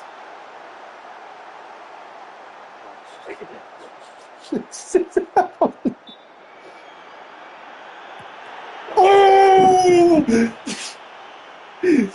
Oh! Oh, we can't celebrate too early, yo. We can't celebrate too early. Hold on. Who's our next? Richarlison, no? Please. We scored. We scored in the 7th minute for us. We started the comeback for us. Come on. Fuck this comeback, bro. Fucking shit. What the fuck was this comeback for? Jeez. We finally got the save. What the fuck happened? Yeah, bro.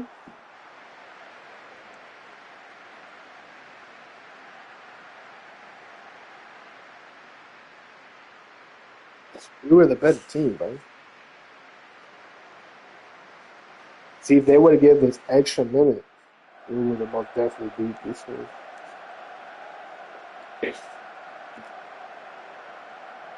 Ben Davis, you're out of here. Davis, you're out of here, bro. I mean, you're out of here either way. I'm not resigning you, bro. You're done. You're done.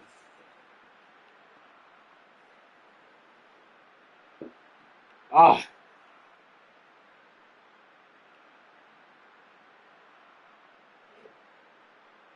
Now I got fucking Chelsea,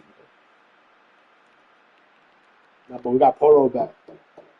We got Poro back. Oh. 12?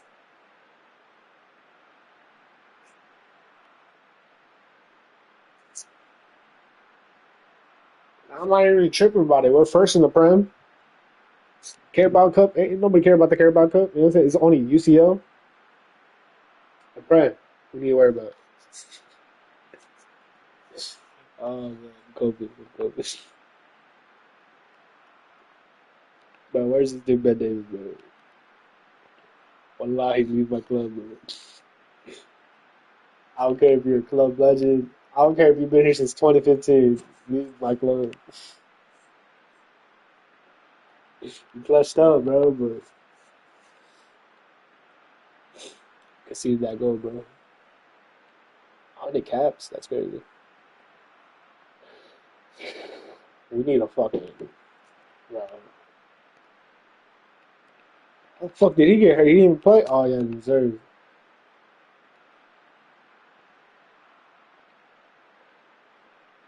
I gotta watch the highlights. I gotta watch the highlights of the game. This game was crazy all around. But how the I can't believe Richarlison did that to us, bro. It's a penalty. For Messi. This is the one to Xerxes. Oh no, this is our goal first. I'm tripping. It wasn't in Dugan, right? I don't know. I really forgot who scored that first goal. Yeah, it was in Dugan. I had high hopes. High hopes for big hopes. Them hopes went out the window.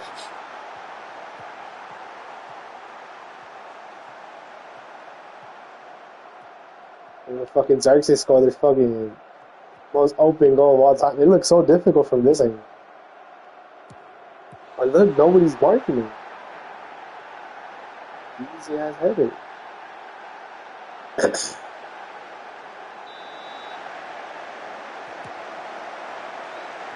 Oh, this one Richarlison scored that.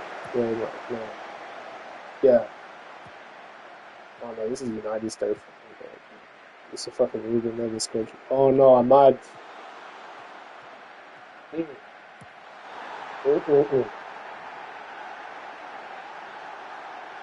What's that again?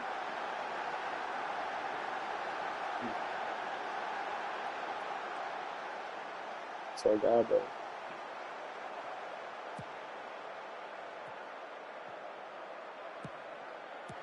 I don't know why I'm watching this, bro. Like, it's already getting me mad, bro. The penalties, and you should not even got to penalties.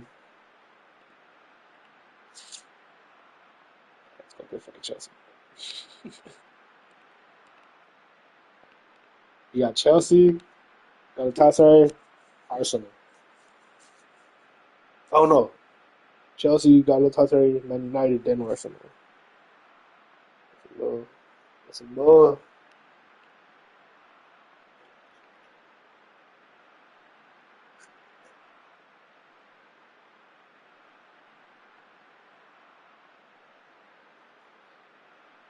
He's improving, but he's not improving in the field.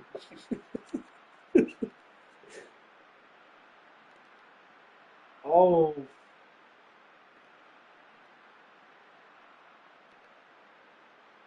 we're cooked. I just realized AFCON. When does AFCON start? In like the second week of December, right? Oh no, if it starts this week, oh no, we're cooked.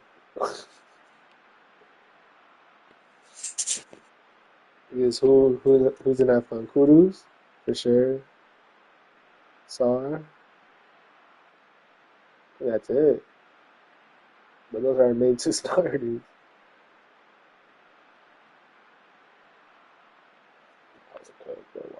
Wallahi, we're good.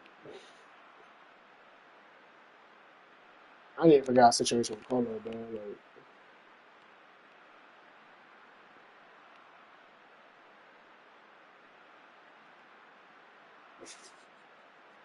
ain't no way, bro.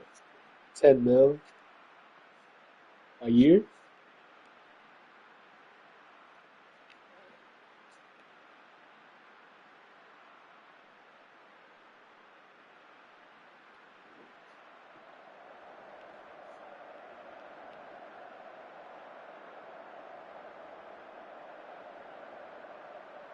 Subject 49. Damn, did all the Saudi people just come to fucking to the Prem? That's the about W. Oh, so Fana ain't playing neither?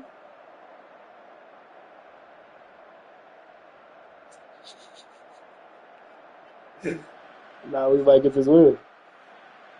I mean, we should get this win. You know, bro, man, this game, bro. 4-3. Yeah.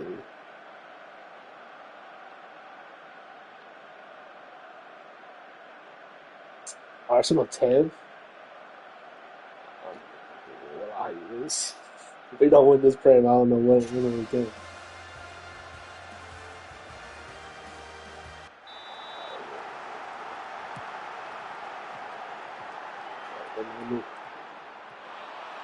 We gotta win this derby.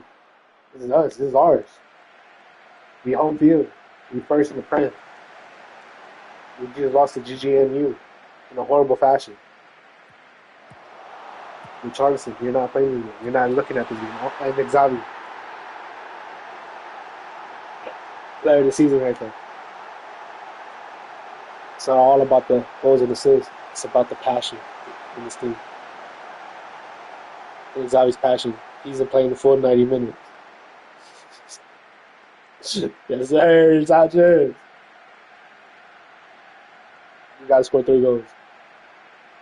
I want to score 5, but with Colo up top, I don't feel confident. We got to stat back. Oh.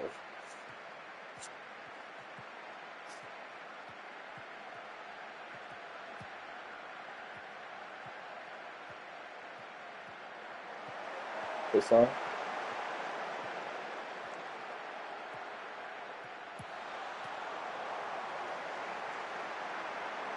Is Polo still is he still suspended? Oh my god.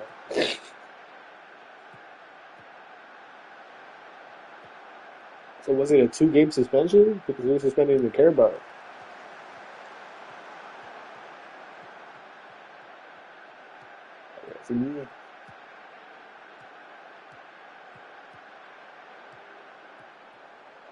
Why is Polo so down? No, go up top, bro.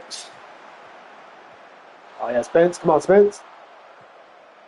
Oh yeah, Cook. Oh, you should have just passed it.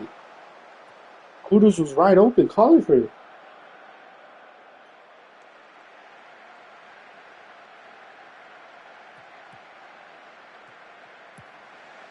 Straight pass. I got see. No, Grubby. Pass it in. Oh, no. Oh, we knew it. Simmons. Oh, why did he go for the hardest shot? He couldn't. So they said, outside.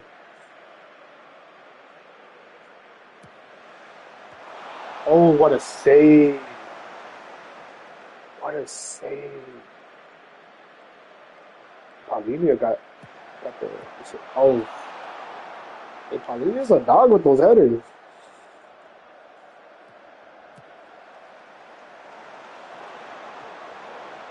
Okay, bro. Oh, yeah, Sar. That's what we needed to see in United again. Oh, what's the aggression?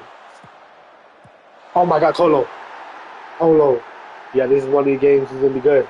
This is not stinker like last.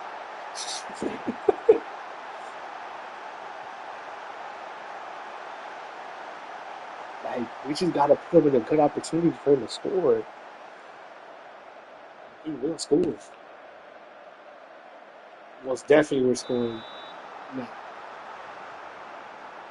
For sure 3. We're scoring 3. I don't know about 4 or 5.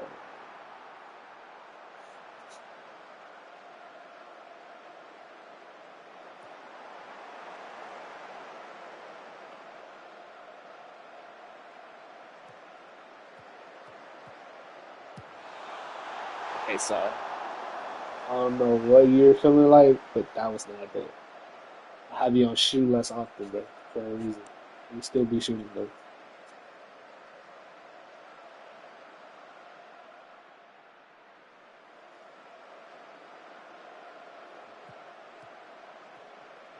Good food. Okay. Hit him with the counter. That's kudos. Oh, yeah, that's a beautiful game right there. Offside. It's offside. It's not offside? I swear that was offside. Paulinho! Oh! Bro, that's like the 4th goal. No, that 3rd goal. See them score a banger like that outside the box this season.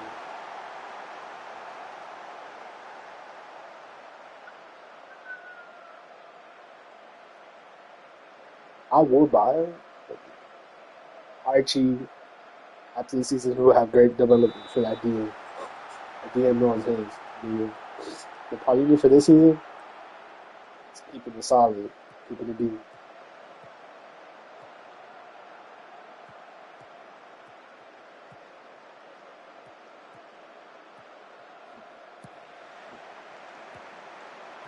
Hey, Peru, bro, they can't hold you, bro. Paulinho, I'm saying, bro, that's his like real range. That's his hot zone. Oh, Mickey, no. Nah, we're cooking Chelsea, bro.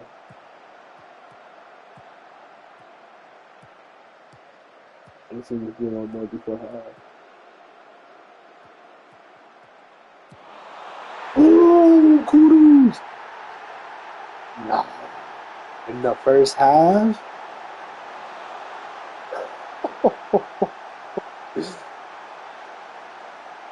That was a crazy shot attempt.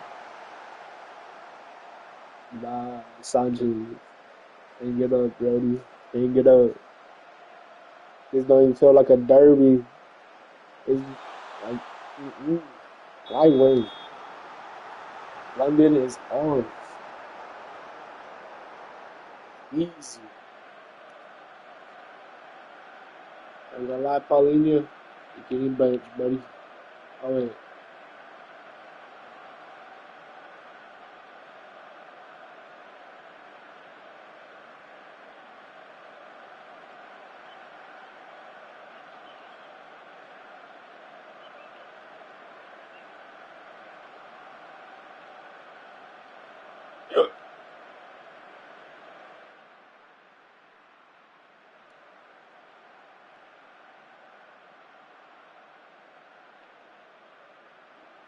Oh,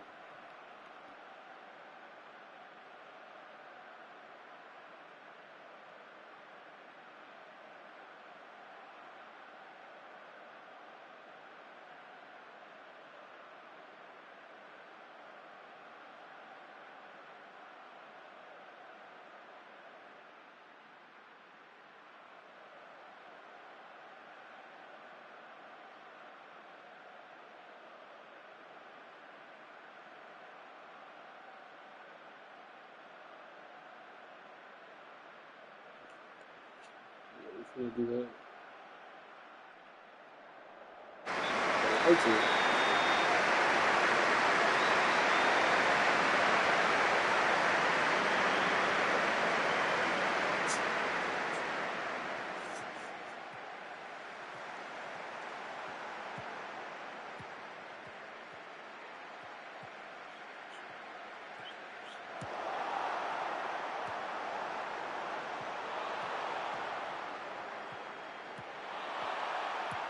Outside. God damn it, your choice.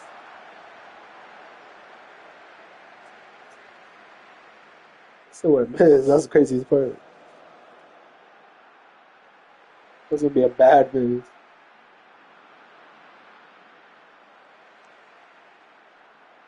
Put the lap in the right knee.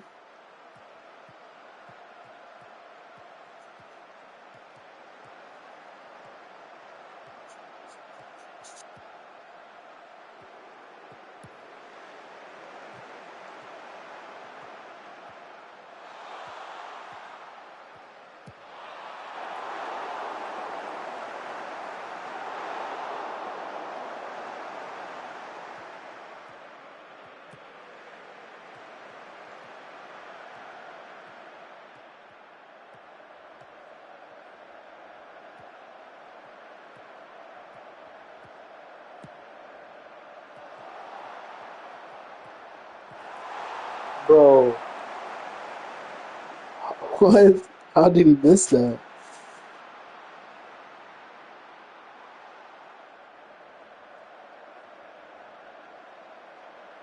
I mean, I'm just, that's not a goal, but it was a save. I thought it was the post. I didn't know Sancho saved it. I get the post that close.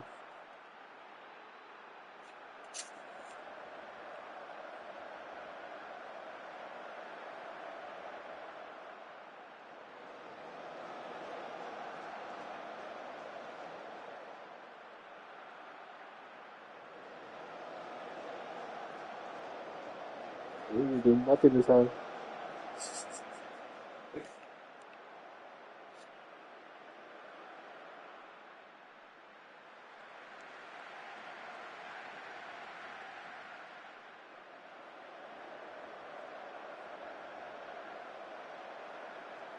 I'll take the clean sheet though, and the blowout. Oh, the lights.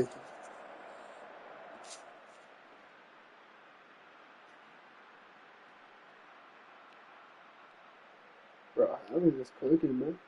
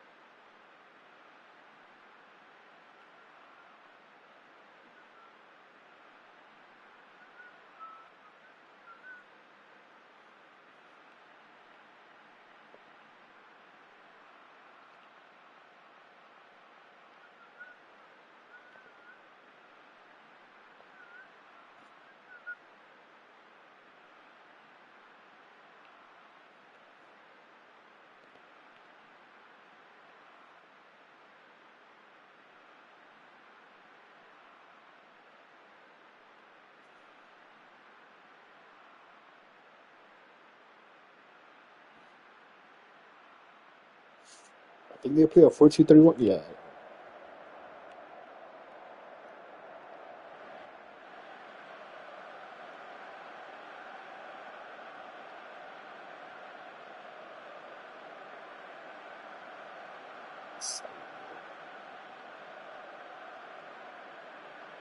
Oh, they're right under.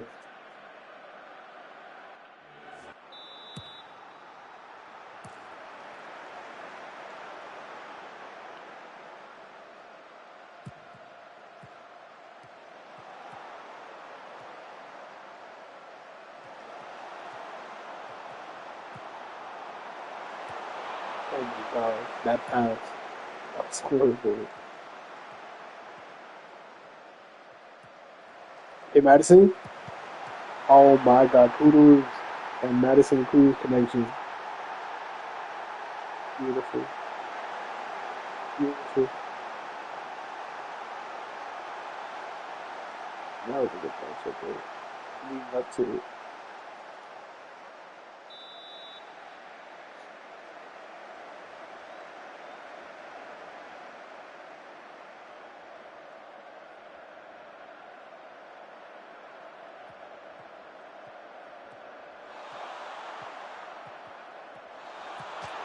Oh, the post Colo. Playing 90 minutes every game and you still can't. I think it's going to be a sneaker, ain't it?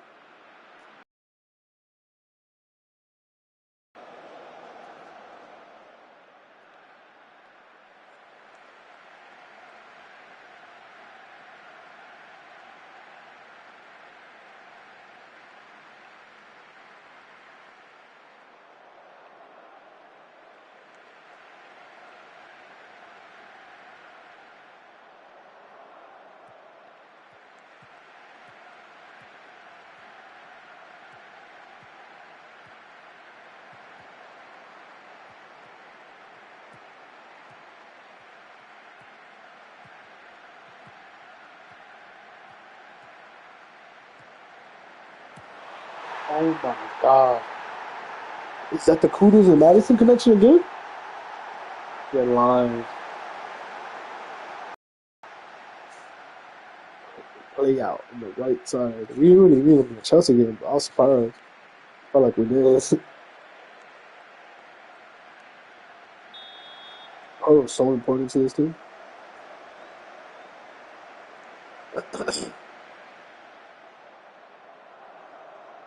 So I was mad when he got that red card.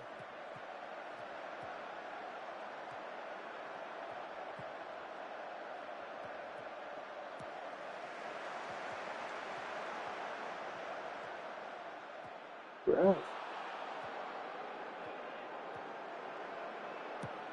Oh, Madison.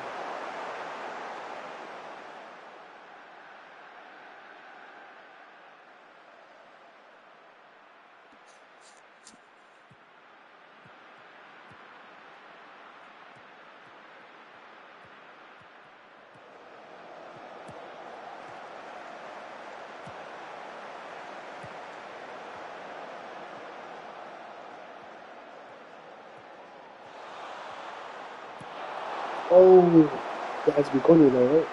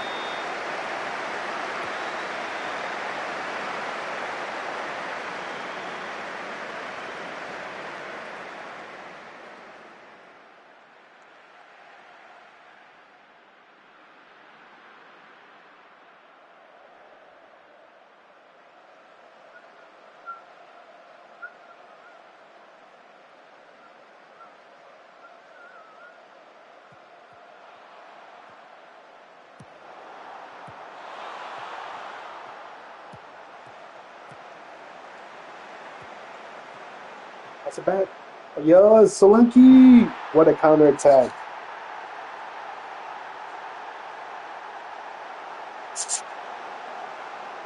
That was a beautiful counterattack.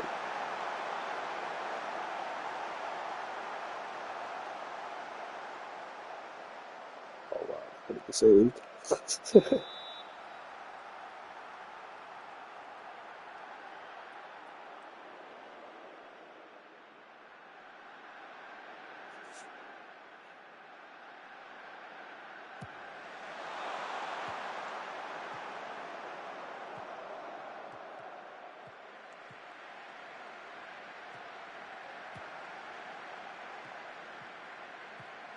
Oh, that's a goal. Ooh.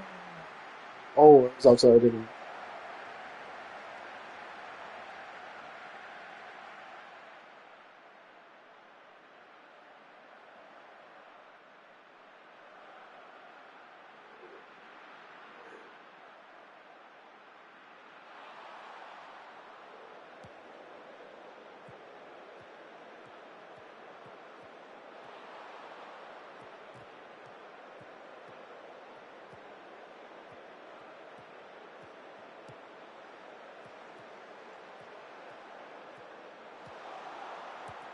Oh my god, that's a save?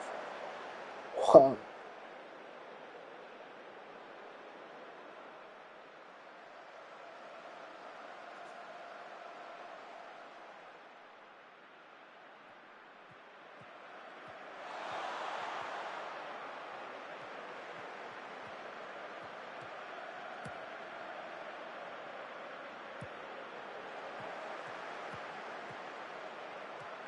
Oh my god. Oh, that pass was bad. It would have been, if it was better, it would have been missing it. Oh my god, sorry. First goal of the season, I think, in general. That's a goal. It's a hell of a goal.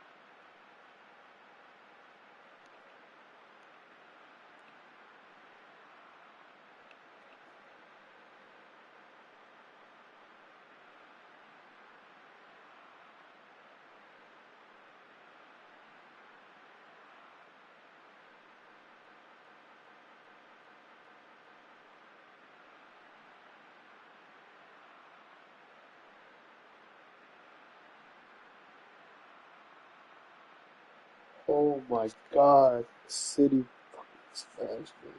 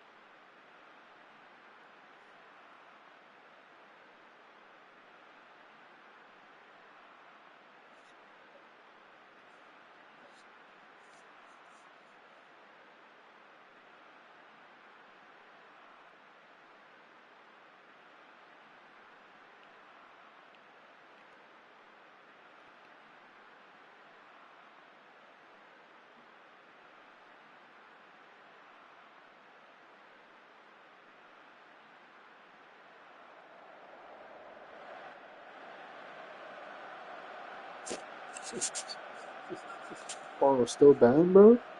They're suspended, I mean? Oh, now they're playing their full team. That's good.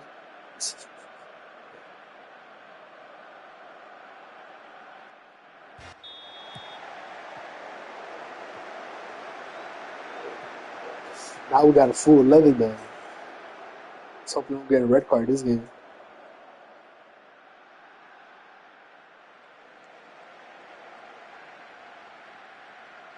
Like, bro, I still can't believe they beat us. Bolu. Bolu. Bolu. Oh, why did he pass back? He could have kept running. That was stupid. Oh. Nah, that was fully Xavi's fault. That was all his fault. He could have just easily kept running.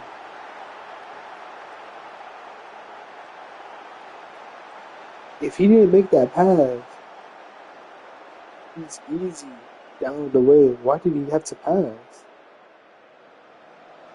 That was just very unnecessary.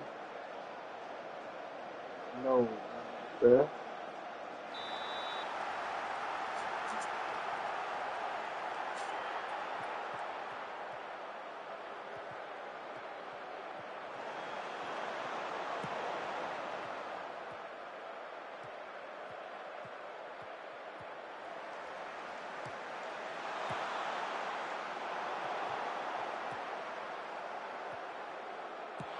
Oh my God, Paulini, I'm telling you, that's his hot spot. That's his spot right there.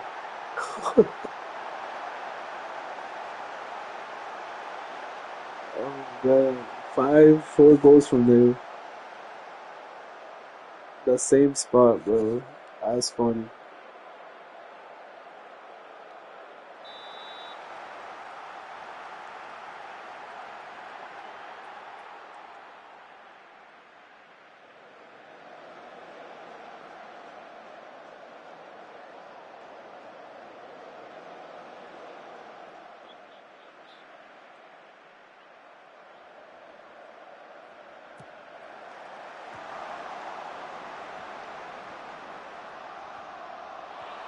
Ref, that's a penalty. Penal. Yes, sir. Oh, no, VAR. Yes, sir.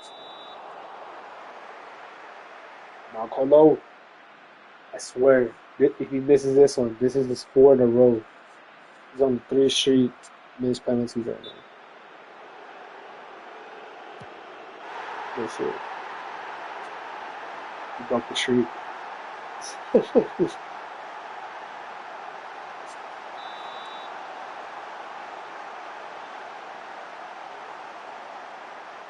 God, dude.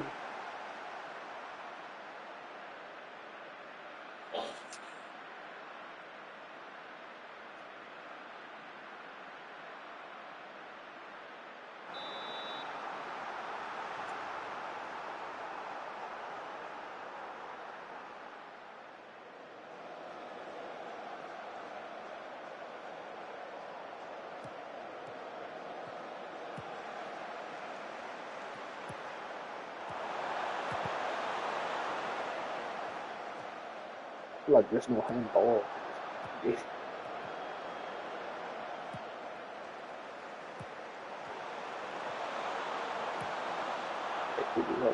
They try to change.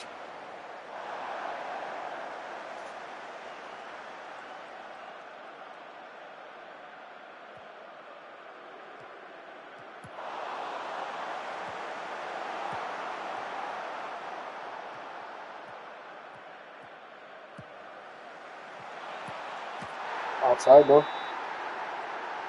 It looks like outside. Oh, was it? Oh, yeah. Okay. Okay, Tolo. With the braves, with the patience, the composure.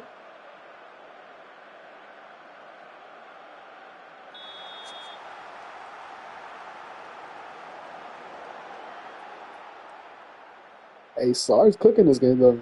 That's serious.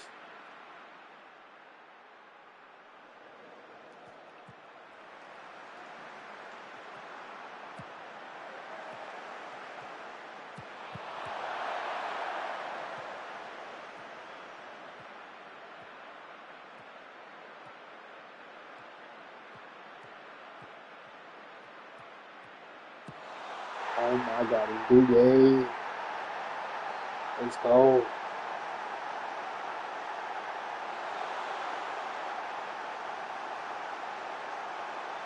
Madison in the lead spot, either left or right.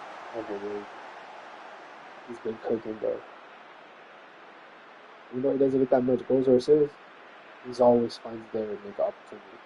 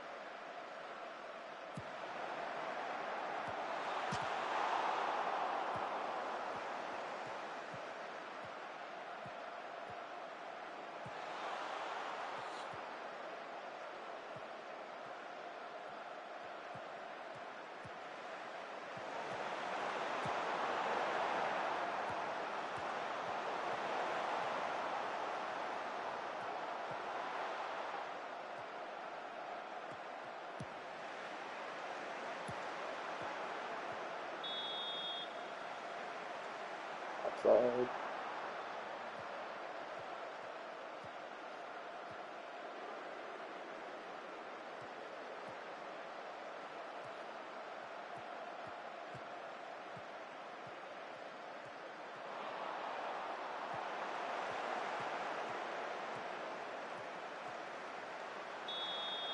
That's a penalty, bro.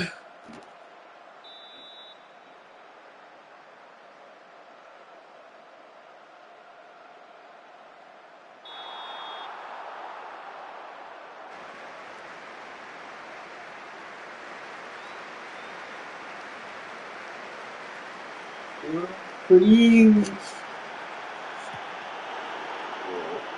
Can't do nothing about that.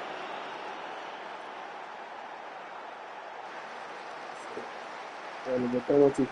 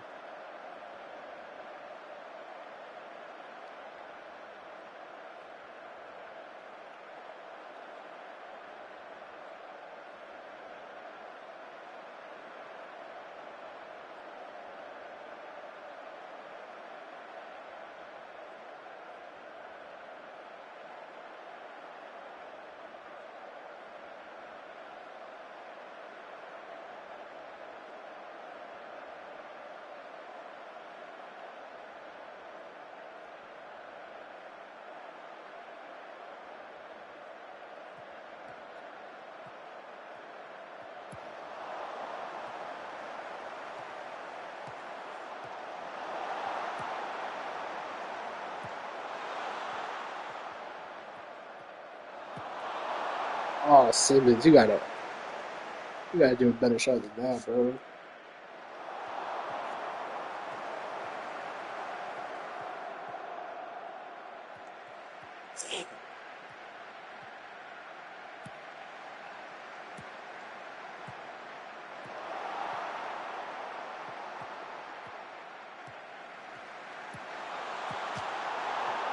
Hold on.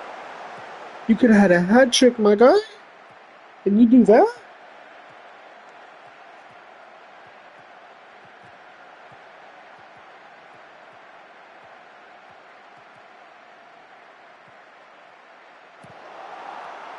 That's good for me.